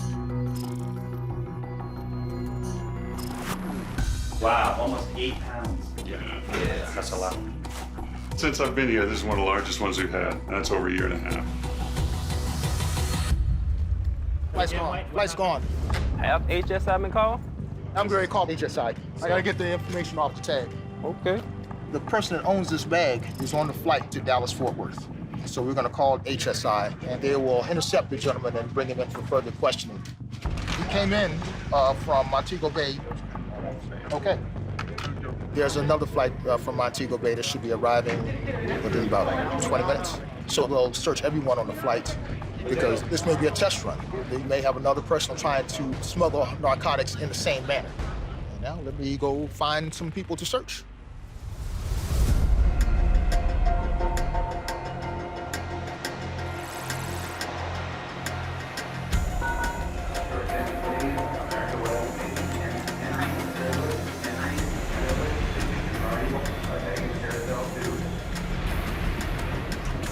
So fresh fruits not allowed?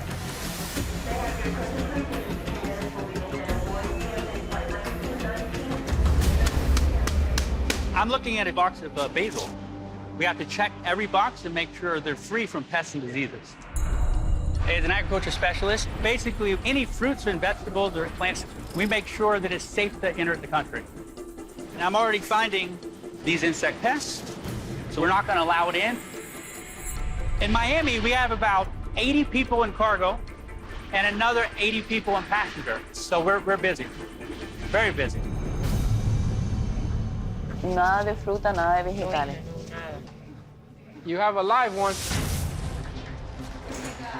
It's like a beetle. Oh, wow. We regulate animal product, any wildlife animals or exotic animals. We got a scorpion here from El Salvador. Boom. We try to prevent any diseases, any invasive pests from coming into the States. We also have people that bring in live animals to sell. These dogs are coming in from Korea. I'm thinking these are being brought in to be sold.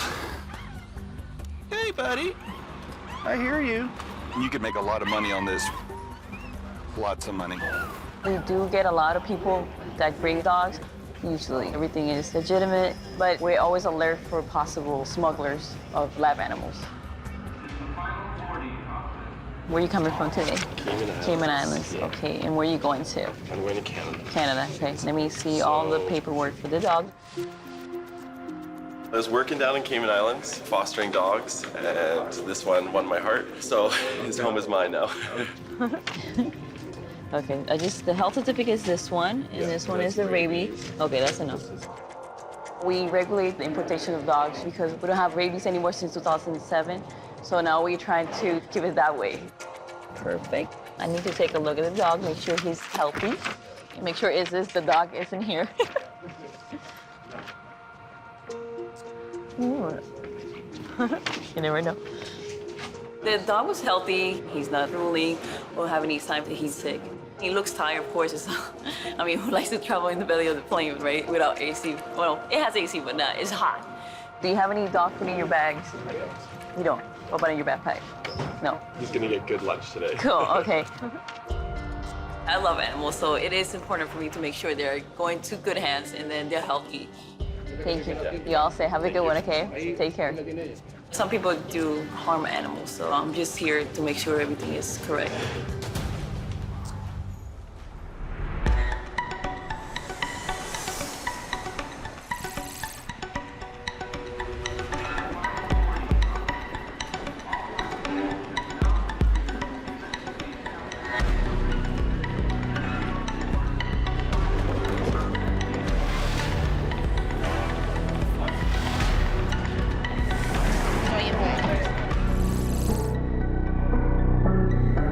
All right, guys.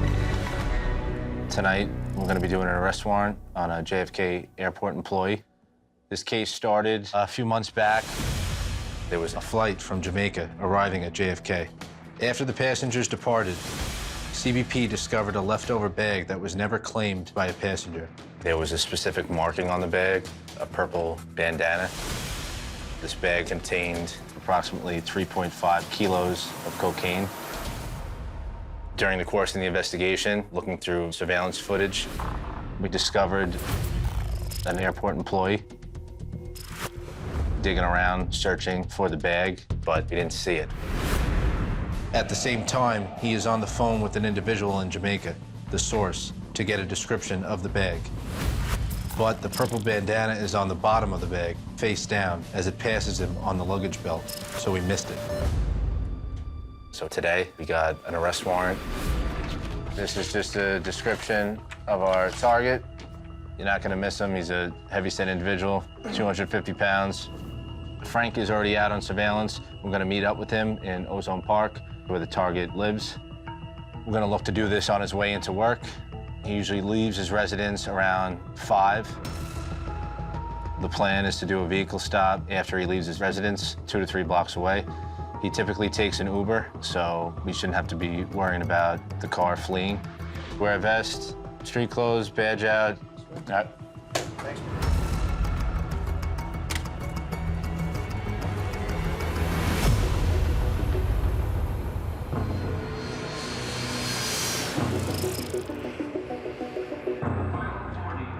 You can't bring that, right? That's all bird's nest. Sir, next.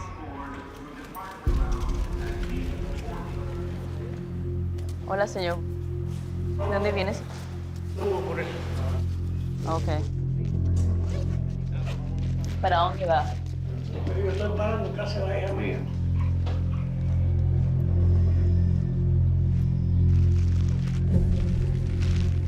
Passengers bringing in 2 bird cages. We've been having a lot of passengers smuggling birds from Cuba. So when we encounter a passenger that have bird cages, we tend to do a more intensive interview in regards of what's the purpose of the cages, why they're bringing the bird cage. Señores, y esto es para usted, ¿no? Okay. Una mochila también, por favor.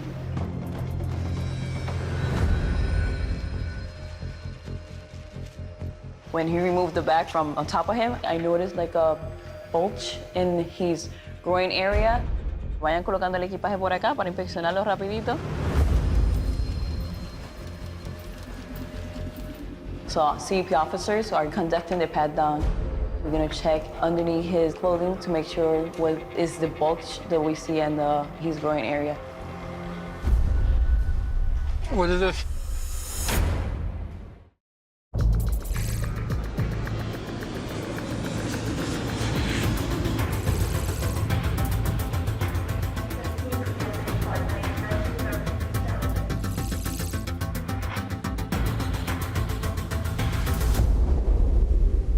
So we found a total of 4 birds.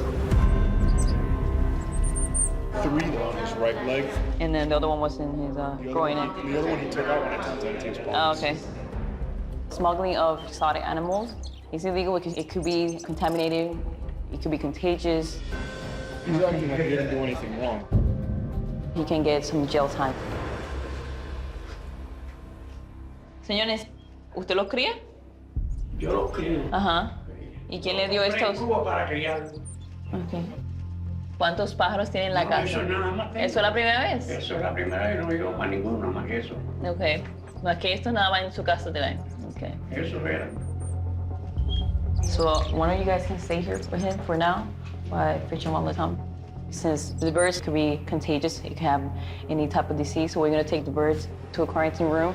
We're gonna segregate it and then put them in the crates and give them food and water. Hopefully one of them is not dead.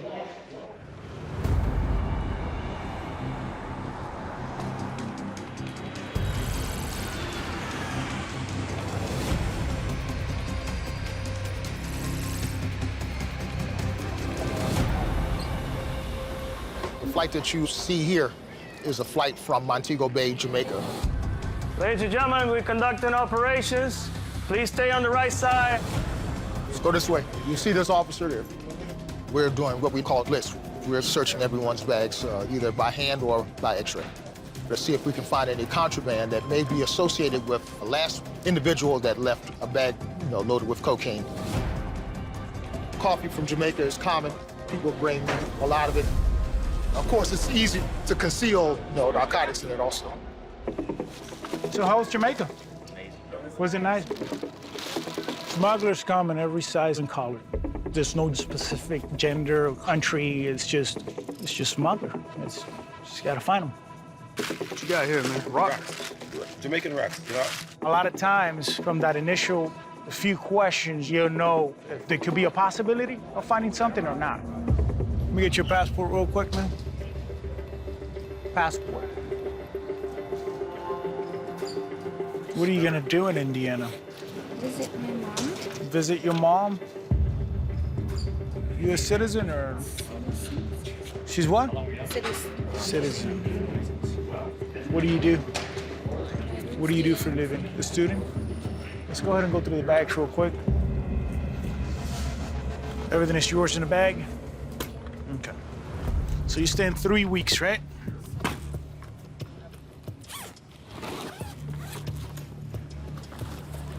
Let's go ahead and stop the phone here. Can I use the phone here, okay?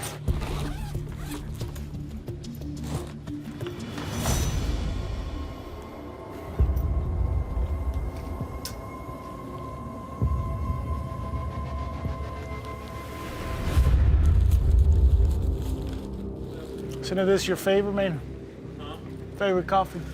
Yeah. You cut that up?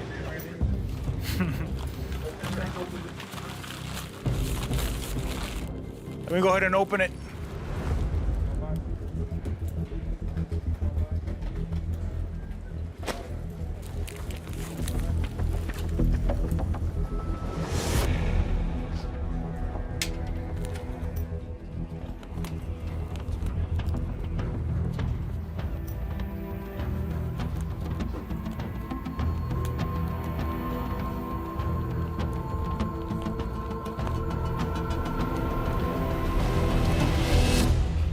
Cuff is clean. Tell you what, let's go ahead and start packing. I'll bring this back for you, okay? It happens every day where you think you have it, you think you might find it, and it's a negative search. You don't win them all. For us, it's just a matter of looking and finding. If you're not looking, you're not finding. It's just the way it is. Let's see what happens with Kingston.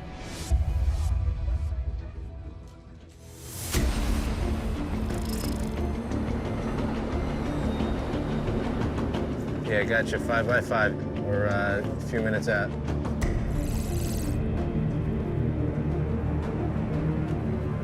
Do you know what time you swiped in last night or no? All right, that's good.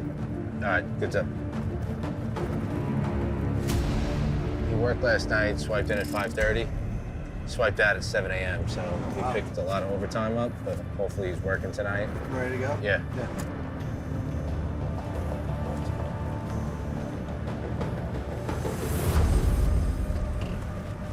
We're on the block of the target's residence.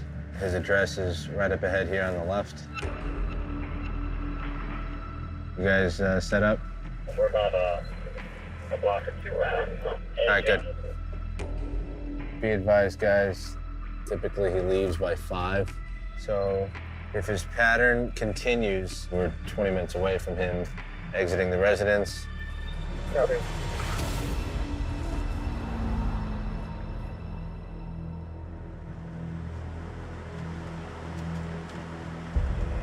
Getting close. Uber. Stopping? Yeah, he's pulling over. Be advised, guys, we have an Uber that's pulling up right in front of the target residence. Copy. Just took something out of the trunk. The Uber guy's doing something to his tire. Looks flat. Yeah. It's a coincidence. Disregard, completely unrelated to what we're doing. Copy. There's a lot of Ubers right here. The latest he leaves his house has been 5:30, so we still have some time. All right, let's go, guy. Come out.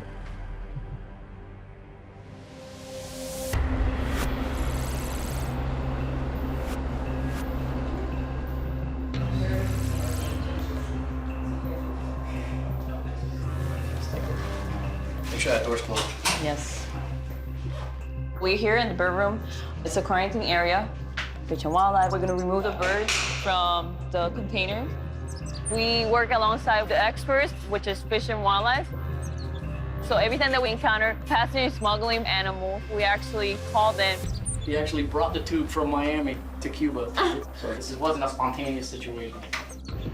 When you bring birds into the States from Cuba, we have to have them in quarantine because we don't know the disease status of the country.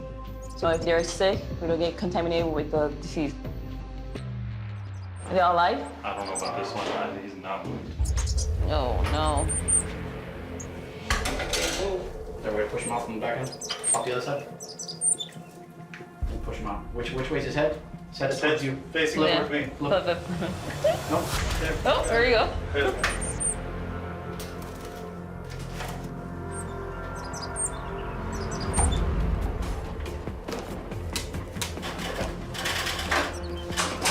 Oh, Lord. He's not too startled, which is amazing. That's what's a key indicator to the fact that he's cage trained already. He'd be bouncing off the walls when he walked on. He'd be beating himself up.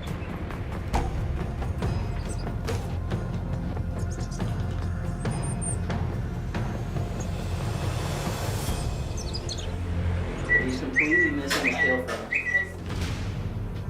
This type of bird is called Cuban bullfinch.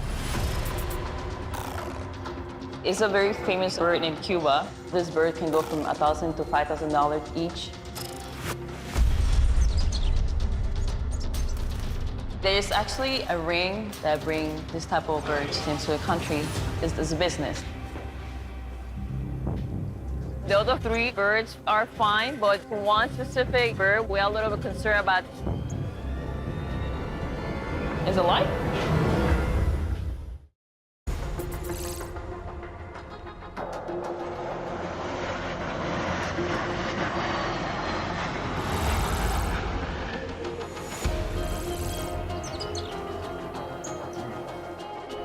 The other 3 birds are fine, but for one specific bird, we're a little bit concerned about. Is it alive? Deal it. Oh, no. Oh, poor thing. Now, veterinary services are going to take custody of the birds. The passenger is not going to see the birds ever again. That's for sure. Smuggle, yes, for sure. Dígame. Otra vez. Ok. Bueno, gracias, Arunta. Bye. Bye. He has smuggled before. He smuggled 16 birds on the 2012. Passenger stated that it's for personal use, but he obviously brought it before, so this is all monetary, you know? It's all about money. So we want to go ahead and interview the passenger. Señores, la última vez cuando viajó a Cuba, ¿cuándo fue? Un año. Un año. Okay. ¿Y qué hizo la última vez que fue allá? ¿También compró pájaros? No. ¿No? ¿No? Primera vez que yo hago eso. ¿Primera vez? ¿Y en 2012 qué pasó? Sí, ha hecho anteriormente. No diga que es la primera vez porque no es la primera vez. Eso fue hace tiempo. No, hace tiempo, son 2012, eso fue los otros días, señor. 2012, estamos en 2019. ¿A quién se los compró en Cuba? Gente que los venden allí. Ajá, ¿qué persona? ¿Dónde? Dime los detalles de dónde consiguió eso. En Pinar del Río. Pinar del Río, ajá. ¿Dónde lo compró? ¿Que es una casa, una tienda? No, una finca que los venden allí. Ajá. ¿A quién usted contactó para comprar los pájaros? Yo fui y lo compré. Okay. Al dueño, ¿no? Sí. Se van a procesar en el mismo lugar donde procesaron la última vez, la misma casa. It is surprising and sad because he's a 81-year-old man, but you know, the law is the law, doesn't think about age.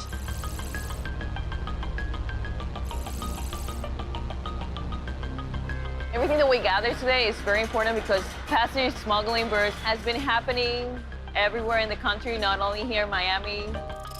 We know based on communication with other ports, they do smuggle a type of finch for sinking competition. It's something that is constantly happening, and we are always on the lookout to make sure they're not bringing any illegal wildlife into our country.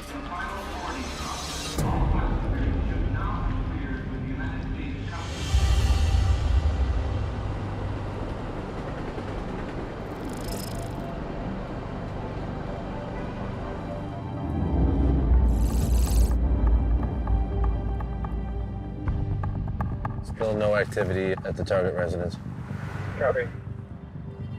As of now, it's 5:26. If he's not out of his residence at 5:30, he's most likely not going into work tonight. At which point, we'll reassess and do it tomorrow.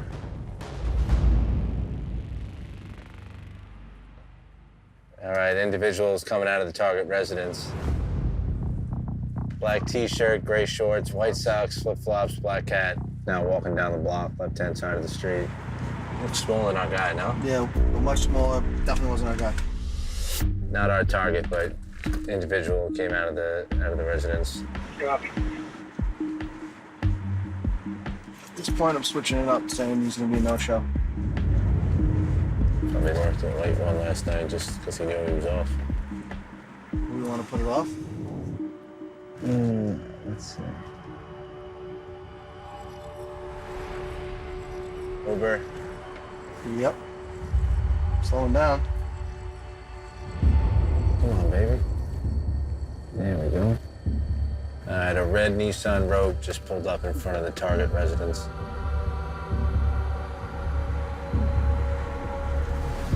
Up. Tip. All right, our target is exiting the residence. He's got gym shorts, navy blue polo, ball cap.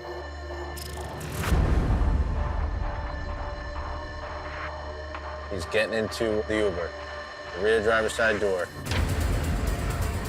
All right, he's pulling off. We're gonna take him a block or two away.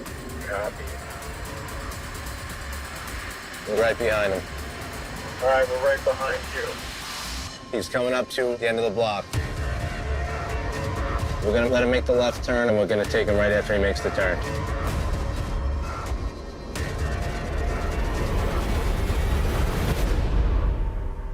All right, we're gonna take it down.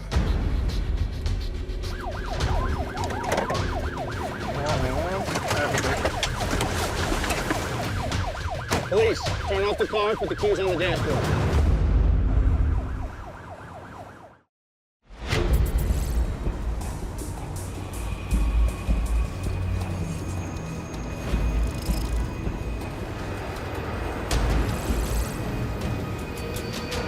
All right, we're gonna take it down.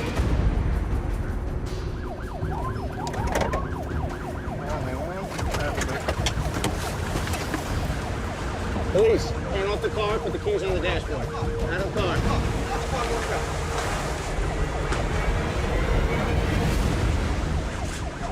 Relax, relax. We'll explain what's going on, okay?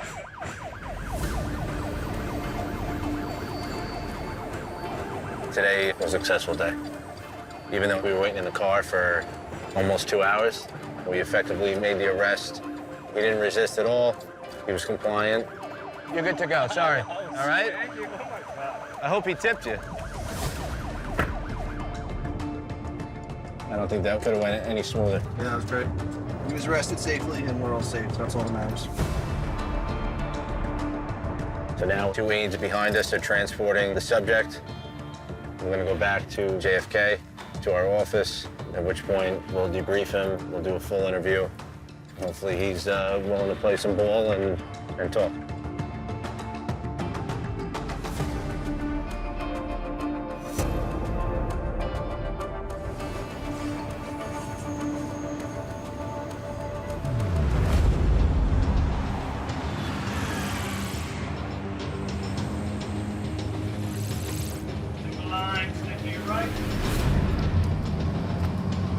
have officers working the passengers' environment, processing passengers, and we are going to the jetway toward the interior of the aircraft.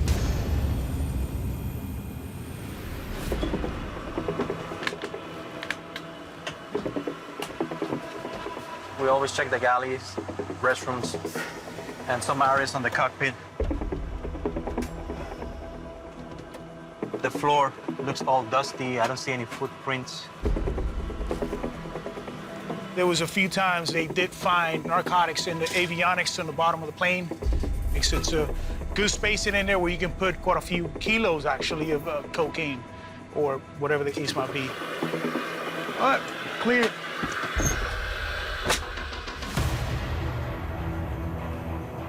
Now we are going to x-ray the bags coming off the flight. While the bags are coming off the x-ray machine, I'm looking for anomalies. We know most of the narcotics, it's organic materials, so we look for places that the organic stuff is not common to be seen. I got a couple seconds just to make a determination. It doesn't look too right, but we will check it visually.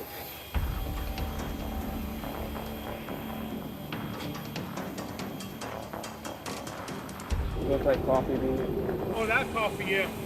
Stop the milk? Yeah. This one bag looked like it has a couple coffee bags, but the way it's shaped, it's kind of hard to tell right now. Could be coffee, could be something else. It will definitely be a good one to check. Coffee.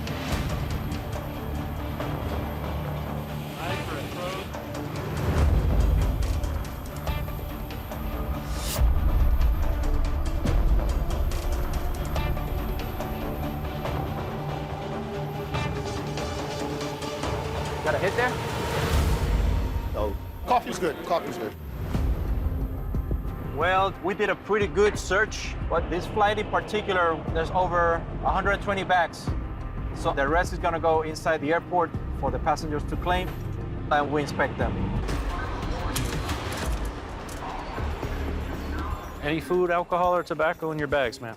No. No foods? Yeah, family in Jamaica? Just friends. Just friends? Anybody give you anything to bring here? No, I don't. Okay, perfect. Thank you. How we going? We're just going to do a quick bag exam on you today. Officer Murphy and I, we started the bag exam, and her main checked luggage was wrapped in cellophane. Usually that's with a bag that would be heavy, and really the bag wasn't that heavy. How long were you in Jamaica? 8 days. Once we opened the bag, we realized she was awfully nervous. Especially when we noticed the coffee bags in there, she became even more visibly nervous. Just everything she was exhibiting showed something wasn't right.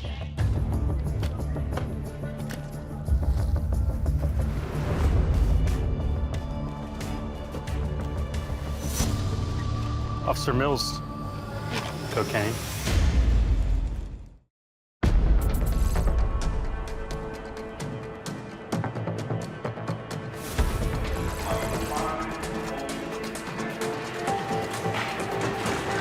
Come with me.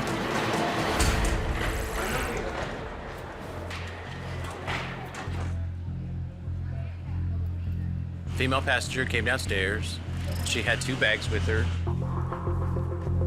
Officer Murphy and I, we started the bag exam, and her main checked luggage was wrapped in cellophane. There was 3 separate coffee bags inside the suitcase. We told her we were going to open up one of the bags, and as soon as we cut the bag open, a white powdery substance came out of the bag. You want to test it out?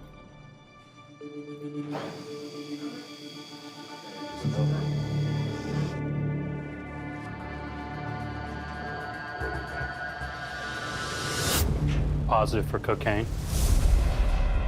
It's a trend we're starting to see here a lot in Atlanta. Came from the same country. They were going to different locations in the United States, but they showed up from the same flight. You want to wait?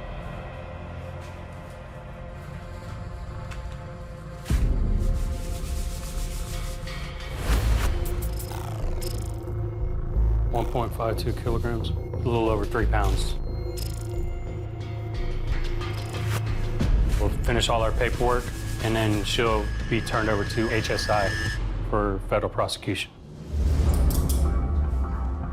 You have to really do your job when inspecting this kind of luggage, because you wouldn't think 3 coffee bags, oh, it's much, but 3 coffee bags could do a lot of damage to this country if this was distributed.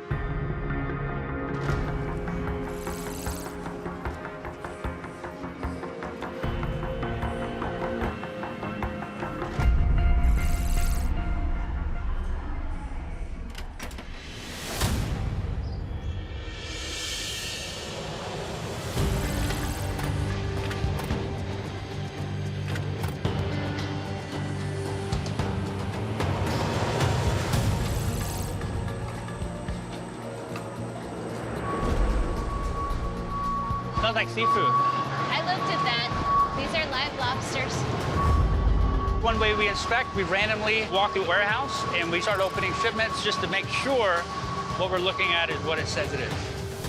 Smuggled wildlife is the 4th largest illegal trade in the world. That's why we have to be here every day looking at every shipment that comes in. Hey, so what did you find here?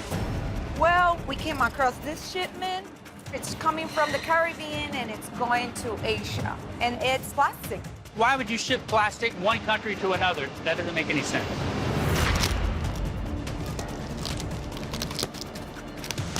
What is that? It doesn't look like plastic at all. It looks like turtle shell. It's painted. They're concealing the turtle shell. So this is being smuggled. These turtle shells are very sought after because of the commercial trade. They make a lot of jewelry and other things in Asia with these turtle shells. So smugglers, they try to get these through because they can make a lot of money. It looks like 130 kilos of turtle shells, which is a lot. I don't think I've ever seen this many in one shipment. It's a very large shipment. Illegal wildlife trafficking is a major problem for the population. This definitely contributes to the sea turtle decline. All turtle shells, they're all protected, so we're gonna have to call Fish and Wildlife, and they'll decide if these are endangered species, because these could be a lot of different species we don't know.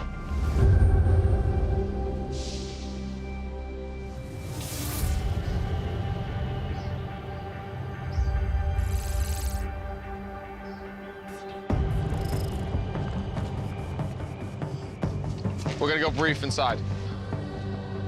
We arrested the first guy, the airport employee, who was supposed to find that bag.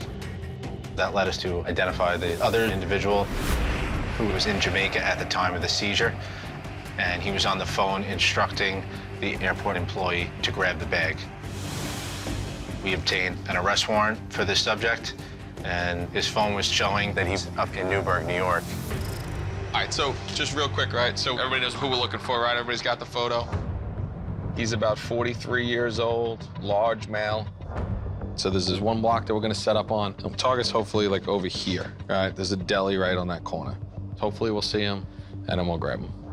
But more importantly, safety, safety, safety for real. This block is super hot. There's old school lookouts. Everybody's gonna know you're out there. They're definitely not intimidated by the police in any way. But the good thing is nobody knows who we're looking for. I'm sure there's a lot of guys out there that are wanted. Just watch the 6, because Newburgh is labeled as the murder capital of New York, so just be careful. Radio checks when we get out there, vest, gear. All right, break.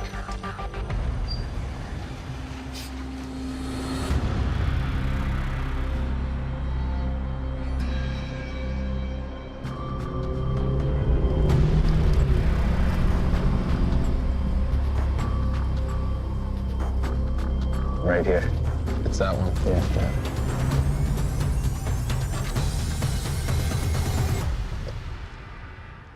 It's that red Jamaican cafe.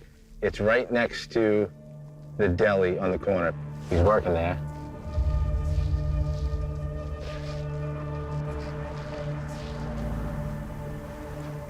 May have spotted him. Careful. I don't think that's it. And that guy looks a lot younger than that guy. That guy looks old, dude. I don't think it's the guy. No, it wasn't him.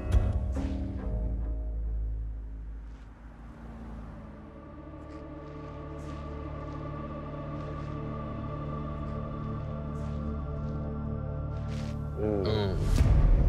Hey, how about that guy that just came out in the black jacket, black hat? It's a good possibility. That looks like him. That looks like him. He went in that Chiquita. He went into the Chiquita store. He's walking back towards the restaurant. Copy. That's him, dude. That's our guy.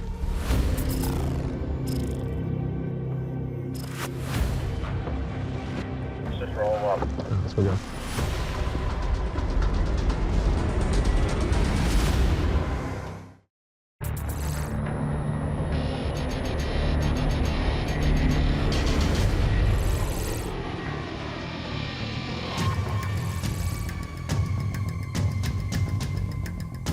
That's him, dude. Dude, that's our guy.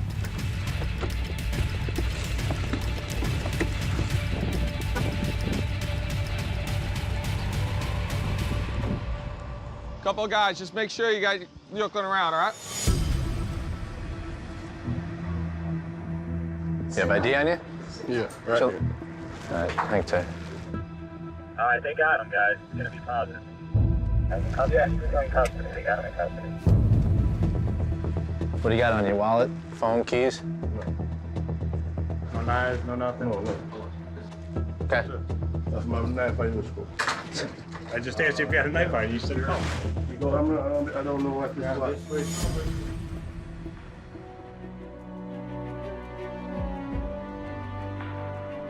We were able to identify the target, come out of the cafe right away, and arrest him. Good job, Frankie. Everybody was safe, and we got home in one piece.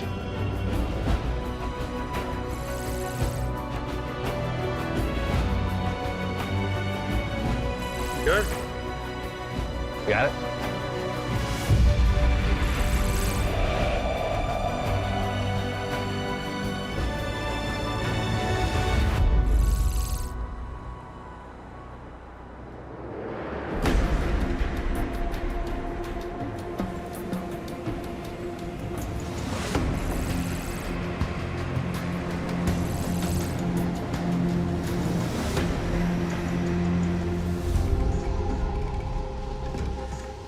We're just going to wash off this blue chalk.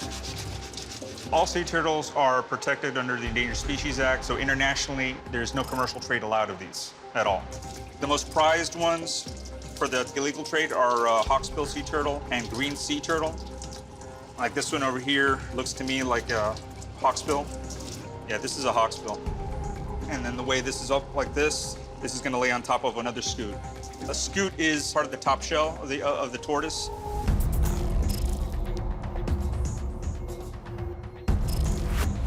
It's a part of the animal. The only way you're gonna get this off an animal is if you kill it. And looking right over here, it looks like a bullet hole. That's not a normal thing that occurs out in nature. And in this case, it was a lot of them.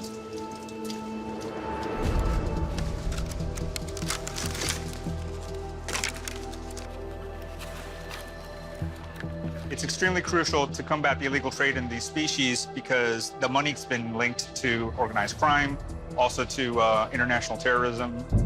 Also the fact that most of these were probably female because that's the easiest way to get them is when they're laying eggs. And when you're taking out a breeding population like that, you're affecting tens of thousands of future sea turtles from being born. Wow. The amount this is not normal for us. We want to get an overall count of what comes in these boxes because it's evidence. But secondly, this will give us an approximate number of how many sea turtles were killed during this process. Sareen, what do we have? 289. And what's the approximate? 22 turtles. Box number 2? 320 scoots and 25 turtles. Box number 4 has 310 scoots and that's approximately 24 sea turtles. The total number of scoots is 1,423.